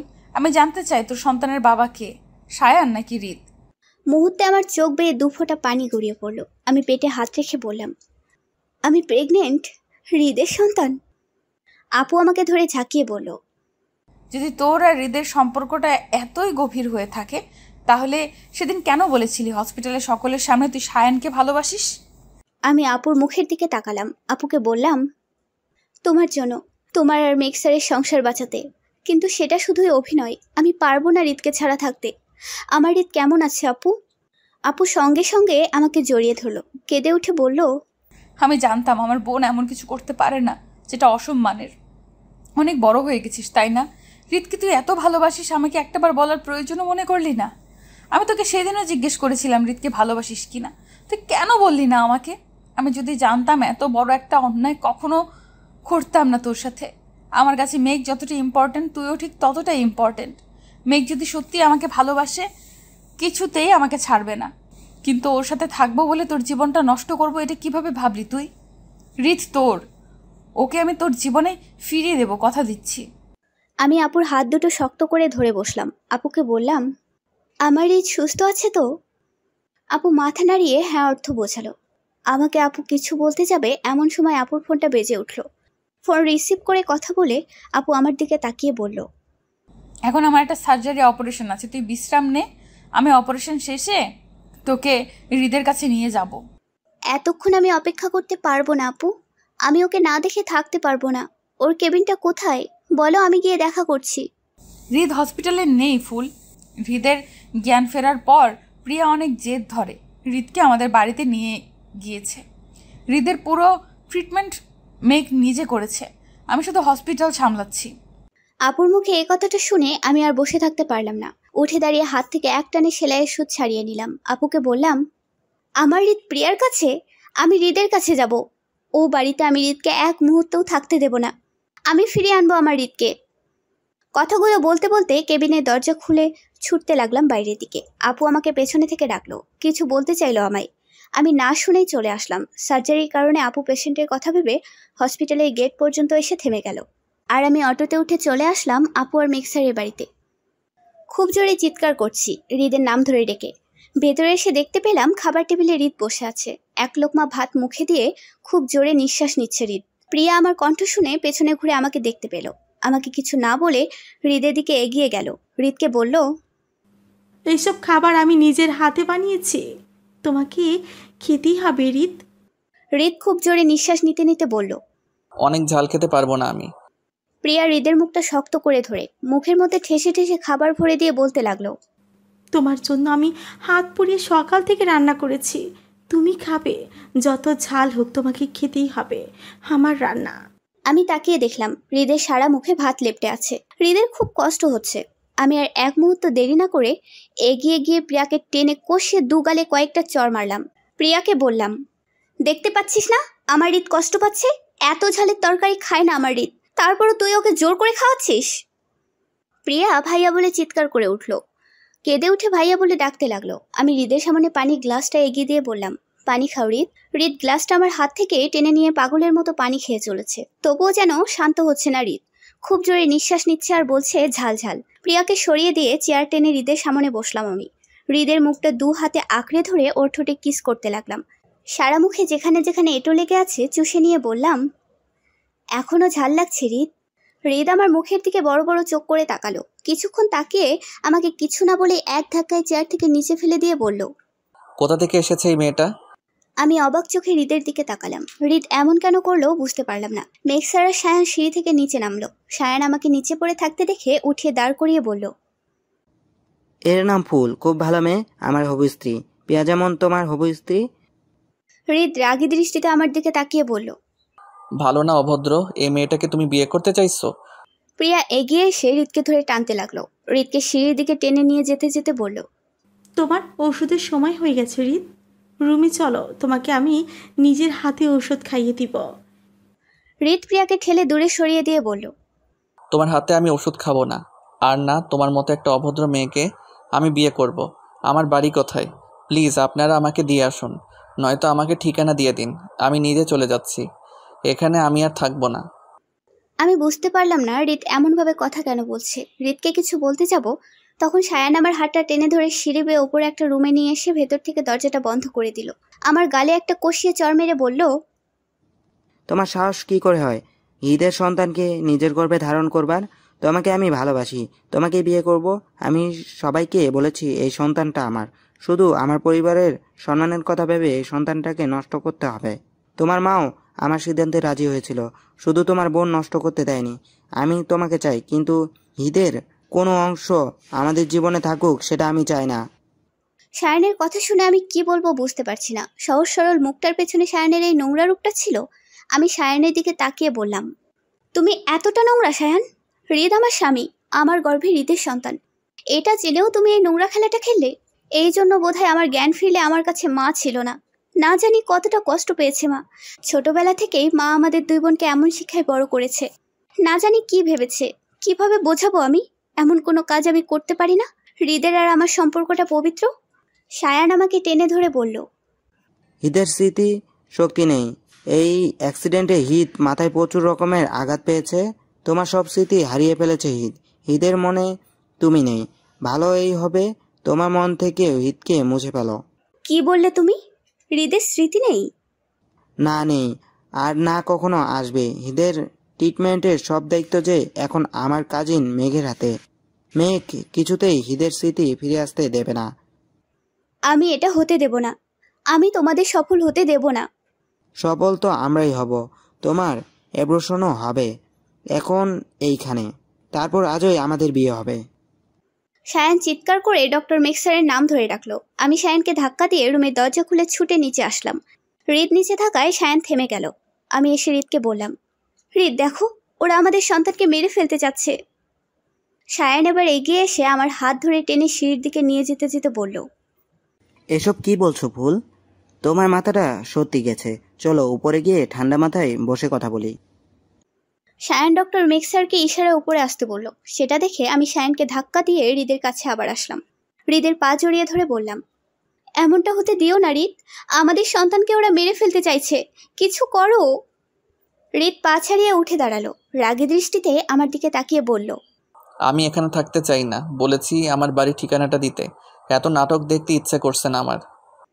রিত আর কিছু বলতে যাবে এমন সময় মেক্সার একটা ইঞ্জেকশন পেছন থেকে এনে রিদের ঘাড়ে ঢুকিয়ে দিল। রিত আস্তে করে ফ্লোরে ঢুকে পড়লো। সায়ান এবার নিজের শক্তি দিয়ে আমাকে টেনে নিয়ে যাচ্ছে।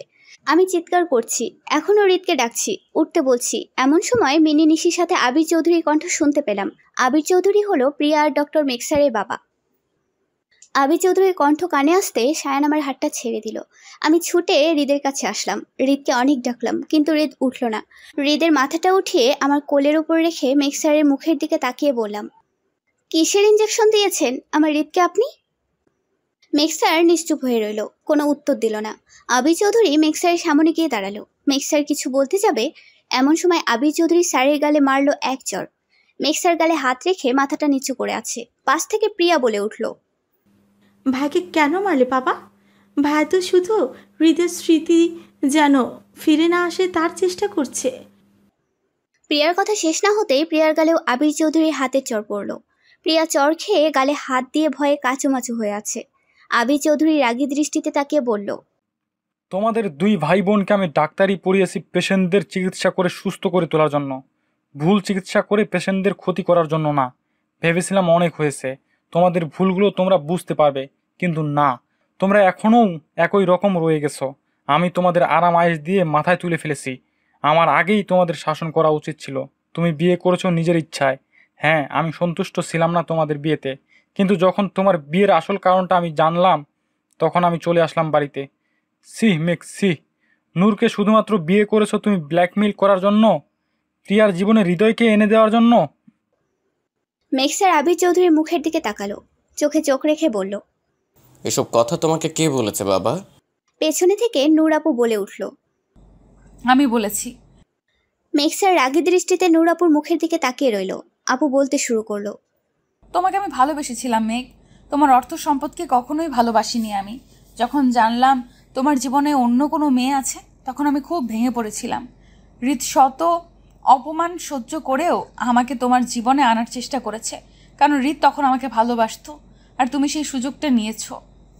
নিজের বোনের আবদার পূরণ করতে হৃদের দুর্বলতা হিসেবে আমাকে ব্যবহার করেছো, কিন্তু তুমি কখনোই মন থেকে আমাকে ভালোবাসোনি। বিয়ের প্রথম রাতে তুমি আমাকে অনেক অপমান অপদস্থ করেছো। আমাকে বলেছো এতদিন শুধু ভালোবাসার নাটক করেছো আমার সাথে। তোমার বাবা আমাদের বিয়েটা মেনে না নিয়ে চলে গেছে বাড়ি ছেড়ে, তাই জন্য দায়ী শুধু আমি। সেদিনই তুমি যদি আমাকে তোমার আসল উদ্দেশ্যটার কথা বলতে, আমি কিছুতেই ফুল আর হৃদের বিয়ে হতে দিতাম না। কিন্তু ওদের বিয়ের পর তুমি আমাকে বললে প্রিয়ার জীবনে হৃদকে এনে দিতে বিয়ে করেছ আমায়। তখন আমি তোমার ভালোবাসা পাওয়ার লোভে হৃদকে বোঝাই ফুলের জীবন থেকে দূরে সরে যেতে, কিন্তু আমি জানতাম না ফুলও হৃদকে ভালোবাসে। যদি জানতাম কখনোই ওদের আলাদা করার কথা ভাবতাম না। আমি খুব ভালোবাসি আমার বোনকে। তোমার বোনের জন্য যদি তুমি আমাকে ব্যবহার করতে পারো, তাহলে আমি আমার বোনের সুখের জন্য তোমাকে কেন ছাড়তে পারবো না? তুমি সেদিন আমাকে বলেছিলে না আমার সাথে সংসার করার কথা ভাববে? আজ আমি বলছি তুমি চাইলেও আর তোমার সাথে থাকবো না আমি। তুমি আমার বোনের সন্তানকে নষ্ট করতে যাচ্ছিলে, এতটা নীচ তুমি। একটা কথা শুনে রাখো মেঘ, আমিও প্রেগনেন্ট। মনে পড়ে সেই দিনটার কথা, যেদিন প্রিয়ার বিয়ের প্রস্তাব হৃদের জন্য নিয়ে গিয়েছিলে, আর প্রিয়ার বিয়ের জন্য খুশি হয়ে আমাকে কৃতজ্ঞতা জানাতে কাছে টেনে নিয়েছিলে? তোমার ওই ভালোবাসাটা একদিনের জন্যই ছিল। যখন জানলে হৃদ প্রিয়াকে বিয়ে করতে চায় না, তখন আবার তুমি বদলে গেলে। তোমার মতো এতটা কষ্ট আমাকে কেউ কখনো দেয়নি মেঘ। কেমন মানুষ তুমি, শুধুমাত্র বোনের একটা আবদার পূরণ করতে এতটা খারাপ হতে পারলে? চলে যাচ্ছি আমি ফুল আর হৃদকে নিয়ে।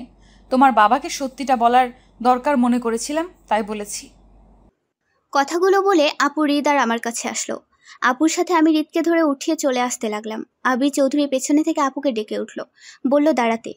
আমরা দাঁড়িয়ে পড়লে আবির চৌধুরী এগিয়ে এসে আপুর মাথায় হাত রেখে বলল, আমাকে তুমি ক্ষমা করে দাও বৌমা। আমি ভেবেছিলাম তুমি একটা লোভী মেয়ে। মেঘ প্রায় রাতে মদ খেয়ে বাড়িতে ফিরত। যে মেয়েটাকে ভালোবেসে নষ্ট হয়ে গিয়েছিল, আমি ভেবেছিলাম ওই মেয়েটা তুমি। যখন মেঘ বলল ওর ভালোবাসার মানুষকে বিয়ে করবে, আমি রেগে বলেছিলাম বিয়েটা হলে এ বাড়ি ছেড়ে চলে যাব। মেঘ শুনলো না, বিয়ে করলো তোমাকে অনেক ধুমধাম করে। তাই এই বাড়ি ছেড়ে কিছুদিনের জন্য চলে গিয়েছিলাম আমি, কিন্তু আজ না। আমি যখন এসে গিয়েছি তখন আর কোনো অন্যায় করতে দেব না ওদের। আমি ঠিক করেছি আমিও তোমাদের সাথে যাব। আমি ভুলে যাব আমার একটা ছেলে আর একটা মেয়ে ছিল। এই বাড়িটা ওদের মায়ের নামে করেছিলাম, তাই ওদের বলতে পারবো না এখান থেকে চলে যেতে। কিন্তু আমার হসপিটালটা, ওটা এখনও আমার নামেই আছে। আমি নূরকে লিখে দিব হসপিটালটা। নূর না চাইলে আমার হসপিটালের মধ্যে মেঘ আর প্রিয়া পা রাখবে না।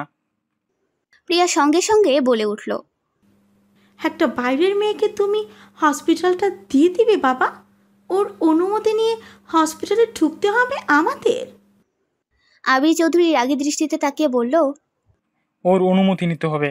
থাকার জন্য যে আশ্রয়টুকু পাচ্ছ এটাই তোমাদের জন্য অনেক বেশি। কোনো কিছুর প্রতি লোভ আমার নেই, আর না আমি কারো থেকে তার বাবাকে কেড়ে নিতে চাই। আপনি ভাববেন না বাবা, আমার সন্তানটা জন্ম নিলে আমি ঠিক আপনার কাছে দিয়ে যাব, কিন্তু আমাকে ক্ষমা করবেন, আমি আপনার এই কথাটা রাখতে পারবো না। আপু আবির চৌধুরীর কথা না রেখে চলে আসলো আমার আর রিতের সাথে। আবির চৌধুরী অনেক অনুরোধ করলো, শুনলো না। বাড়িতে এসে রিতকে রুমে এনে শুইয়ে দিয়ে আপু ওর চেক আপ করলো। কিছুক্ষণ চুপ থেকে বলল আমায়, ভয় নেই ফুল, মেঘ হয়তো ইঞ্জেকশন দিয়ে হৃদকে স্মৃতি ভুলিয়ে রাখতো। 3-4 ঘন্টার মধ্যে হৃদের জ্ঞান ফিরলে সব মনে পড়ে যাবে। আমি কিছু ওষুধ লিখে দিচ্ছি, ওইগুলো আনিয়ে নিস মাকে দিয়ে। হৃদের যত্ন নিস আর নিজেরও খেয়াল রাখিস। কথা শেষ করে আপু আমাকে হৃদের রুমেই থাকতে বলে বেরিয়ে গেল। আমার রুমে গিয়ে ভেতর থেকে দরজাটা বন্ধ করে দিল। আমি হৃদকে রেখে একটু এগিয়ে এসে জানালার সামনে দাঁড়িয়ে দেখতে পেলাম আপু কাঁদছে। মাও এগিয়ে এসে দেখতে পেল ব্যাপারটা। মা আপুকে ডাকতে চাইলো। আমি মায়ের মুখটা টিপে সেখান থেকে সরিয়ে আনলাম। মাকে বললাম আপুকে কাঁদতে দিতে। মেক্সার যেটা করেছে, তারপরও মেক্সারকে ভোলা আপুর জন্য সহজ হবে না, তাই আপুর কেঁদে মনটা হালকা করা প্রয়োজন। সন্ধ্যার দিকে হৃদের জ্ঞান ফিরেছে, ওর সব মনে পড়েছে। কাকিমণির কথা ভাবতেই অনেক ভেঙে পড়েছে হৃদ। কাকিমণি আর নেই, এটা যেন ও বিশ্বাসই করতে পারছে না। কত স্বপ্ন ছিল কাকিমণির আমাদের বিয়েটা নিয়ে, অথচ কি হয়ে গেল। মা আর নূর আপু হৃদকে সামলাচ্ছে। আমার শরীরের শক্তি কোথায়? 3 দিন তো হসপিটালে পড়েছিলাম, কিছু খাইনি, নিজের যত্নও নেইনি। এখন দুর্বলতায় ঘিরে ধরেছে আমাকে। আপু প্রেগনেন্ট, মনের অবস্থাও ভালো নেই। এর মধ্যে সবকিছু নিজের হাতে সামলাচ্ছে। আপুর বেবিটাকে নিয়ে খুব চিন্তা হচ্ছে। প্রিয়া যেমন জেদি মেয়ে, এত সহজে মেক্সারকে আপুর কাছে আসতে দিতে চাইবে না। কিছু করে না বসে প্রিয়া। আবার ভাবছি এত ভয় পেলে চলবে না। আবির চৌধুরী তো আছেন, ওনাকে বলে যদি মেক্সারকে তার ভুল বোঝাতে পারি, তাহলে আমার আপু একটু সুখী হবে, নিজের ভালোবাসাকে ফিরে পাবে। হৃদের পাশের বালিশে শুয়ে আছি আমি। নূর আপু আর মা রুম থেকে বেরিয়ে যাওয়ার সঙ্গে হৃদ ঘুরে এসে আমার পেটে নিজের মুখটা গুজে দিল। হাউমাউ করে কাঁদতে লাগলো হৃদ। আমি বুঝতে পারছি ওর কাকিমণির কথা খুব মনে পড়ছে, কিন্তু ওকে কি বলে বোঝাবো সেটা ভেবে পাচ্ছি না। হৃদের চুলের ভাঁজে হাত ডুবিয়ে মাথাটা আঁকড়ে ধরে উঠিয়ে বললাম, দেখো হৃদ, তুমি যদি এভাবে কাঁদো তাহলে কিন্তু আমিও কাঁদবো। আমি কাঁদলে তোমার পুচকুও কাঁদবে। হৃদ আমার মুখটা টিপে ধরলো। এক হাতে চোখের পানি মুছে নিয়ে অন্য হাতটা আমার পেটের উপরে রেখে কাঁপা কাঁপা ঠোঁটে বলে উঠল, আমার মনে হচ্ছে আমার মা আমাদের খুব কাছে আছে। তোর আর আমার সন্তান এইখানে। কথাটা বলেই হৃদ আমার কপালে একটা চুমু দিয়ে মাথাটা এনে আমার বুকে রাখলো। আমি হৃদের পিঠে একটা হাত রেখে অন্য হাতটা হৃদের মাথায় রাখলাম। হৃদ আমায় শক্ত করে জড়িয়ে ধরে বলল, আমার সন্তানের খুব যত্ন নিতে হবে, কিন্তু তুই খাওয়া দাওয়া তেমন একটা করিস না। এই সময়টাতে লেখাপড়ার পাশাপাশি তোকে প্রচুর খেতে হবে। সিঁড়িতে চড়া যাবে না, রাত জাগা যাবে না, আর আমাকে ভালোবাসতে হবে। পারবি? পারবো। এখন একটু ঘুমাও তো তুমি, কাল হসপিটালে যাবা তো। কাজের মধ্যে থাকলে তোমার মনটাও ভালো থাকবে। হৃদ কথা বলতে বলতে ঘুমিয়ে পড়লো। আমারও ঘুম আসলো। ঘুম থেকে উঠেছি, সময়টা খেয়াল করিনি। চোখ মেলে দেখি আপু আলমারি থেকে কাপড় বের করে দিচ্ছে হৃদকে, আর হাসি মুখে বলছে ওটা পরলে হৃদকে ভালো লাগবে। আমাকে দেখে এগিয়ে এসে আপু বলল, আজ কি কলেজে যাবি নাকি বাড়িতেই রেস্ট নিবি? হৃদ তো যাচ্ছে, ওর সাথে গেলে আমারও মনটা ভালো থাকবে সারাদিন বাড়িতে থাকার চেয়ে। কিন্তু তুমি যাবে না আপু? কোথায় যাব? আমি ভেবেছি মেঘকে ডিভোর্স দিয়ে দেব, আর এই সন্তানটাও রাখবো না। পৃথিবীতে আসলেই আবির চৌধুরীকে নিয়ে আসব। মানুষটা সারা জীবন একা থেকেছে। আপন ছেলে মেয়েও তাকে কখনো ভালোবাসা দেয়নি, শুধু সম্পত্তির লোভে যতটুকু সম্মান দিয়েছে। বাচ্চাটাকে পেলেই হয়তো জীবনে একটু সুখী হবে। ওই হসপিটালে আমি আর যাব না। আমি আবির চৌধুরীর সাথে কথা বলেছি আমার সব দায়িত্ব হৃদকে বুঝিয়ে দিতে। পুরো হসপিটালে হৃদের মতো আদর্শবান ডাক্তার আর কজন আছে? হৃদ ঠিক পারবে পুরো হসপিটালটা সামলাতে। কথাগুলো বলে আপু রুম থেকে বেরিয়ে গেল। হৃদের দিকে তাকিয়ে দেখলাম হৃদ নিশ্চুপ হয়ে আছে। আমি হৃদকে বললাম, আপুকে তোমার কিছু বলার প্রয়োজন ছিল হৃদ। তোমরা ছোটবেলা থেকে খুব ভালো ফ্রেন্ড। বেবিটার জন্য অন্তত মেঘসারের কাছে ফিরে যাওয়া উচিত আপুর। তুমি তো আপুকে বলে বোঝাতে পারো। আমি কখনোই নূরকে বলতে পারবো না মেঘের মতো একটা খারাপ মানুষের সাথে সংসার করতে, মেঘের কাছে ফিরে যেতে। মেঘের বেবিটা যদি মরেও যায় তবুও না। ভালো হয়েছে নূর নিজের থেকে ওর ভুল বুঝতে পেরেছে। মেঘের কোনো যোগ্যতা নেই নূরের ভালোবাসা পাওয়ার।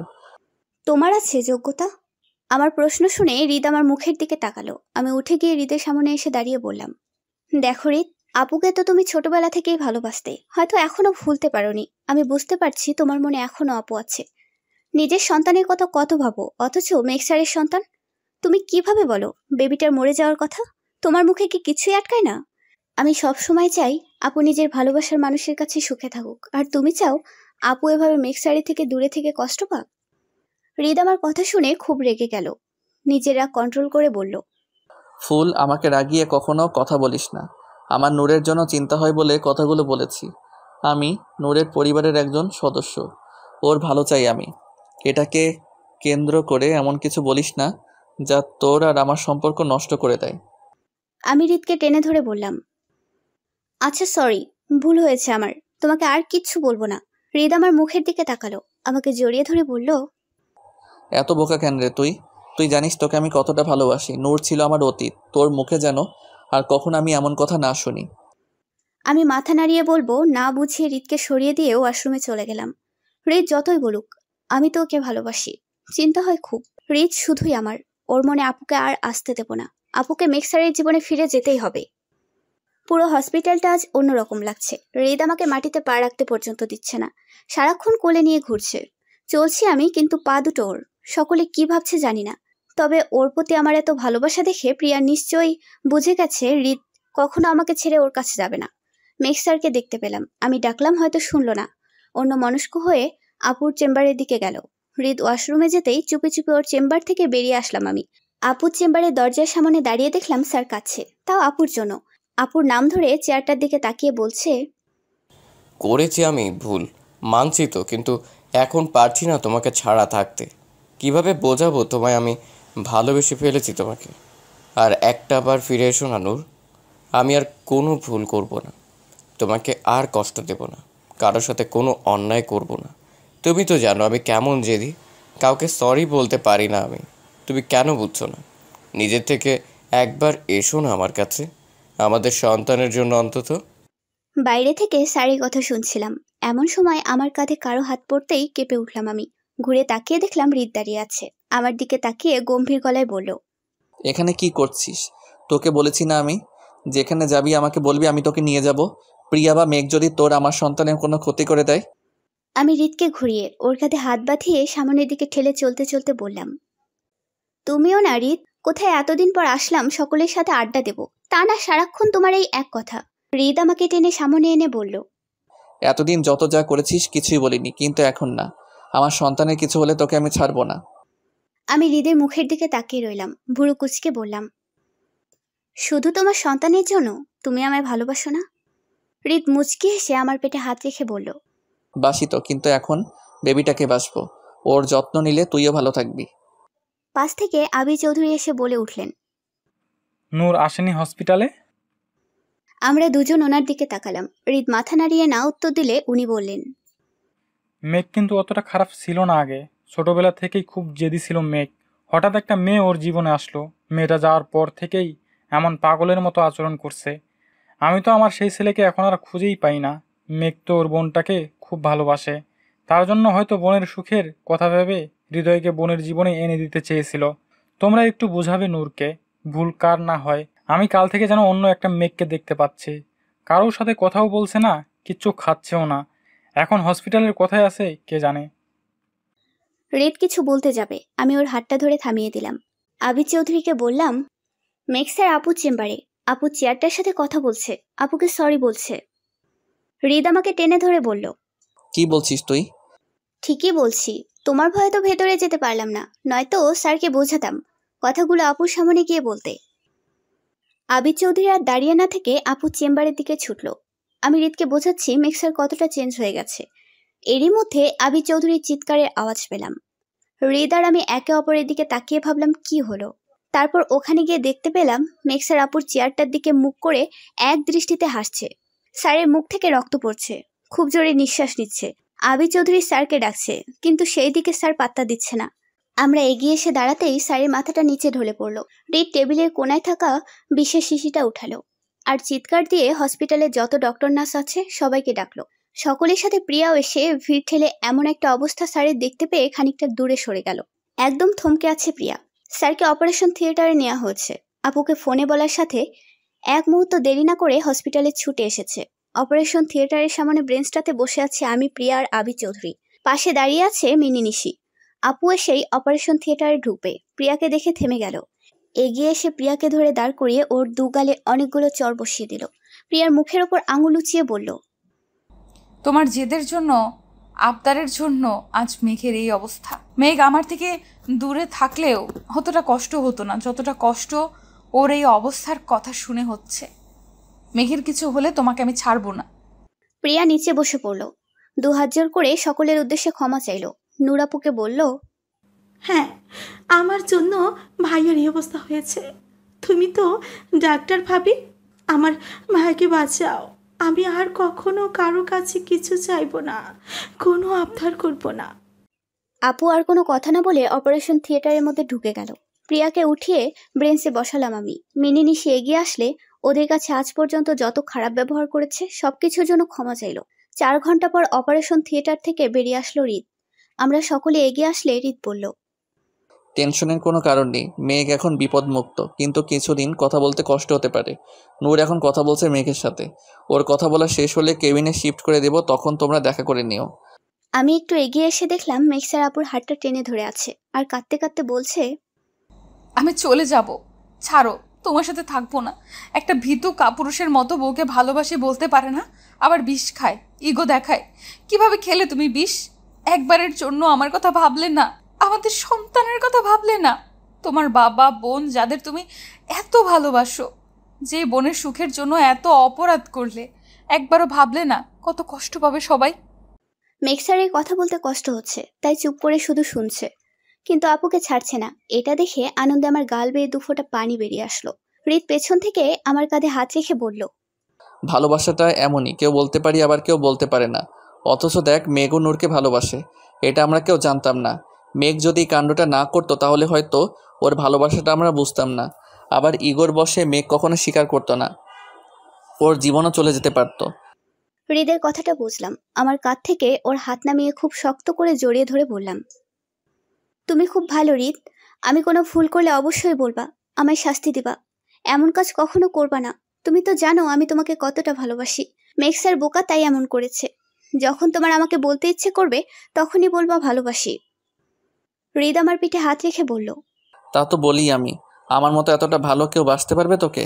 আমি এত চাই তোকে যতটা কেউ কাউকে চাইতে পারবে না। হৃদের কথা শুনে আমার খুব ভালো লাগছে। ওর কথা শুনে আরো ভালোবাসতে মন চাইছে আমার। আই উইশ হৃদ আমাকে সারাটা জীবন এতটাই ভালোবাসুক। আপু আর মেক্সারও এইভাবে সব সময় সাথে থাকুক। প্রিয়া এবার নিজেকে শুধরে নিক। আবির চৌধুরী নিজের বাড়িতে ছেলে মেয়েদের নিয়ে সুখে থাকুক। আর মা, আপু আর আমার টেনশন বাদ দিয়ে নাতি নাতনির কথা ভাবুক। কিছুদিন পরই তো ওরা আসবে। না জানি কার মতো হয়, তবে আমাদের বেবিটা যেন আমার মতোই হয়। হৃদ যা তেরা, ও ঠিক পারবে শাসন দিয়ে আদর দিয়ে পেলে নেলে বড় করতে। আর আপুর বেবিটা মেক্সারের মতন হোক। আপুর অনেক অভিজ্ঞতা আছে মেক্সারকে সামলানোর, নইলে কিনা মেক্সারের মতো একটা মানুষ আপুকে এতটা ভালোবাসে।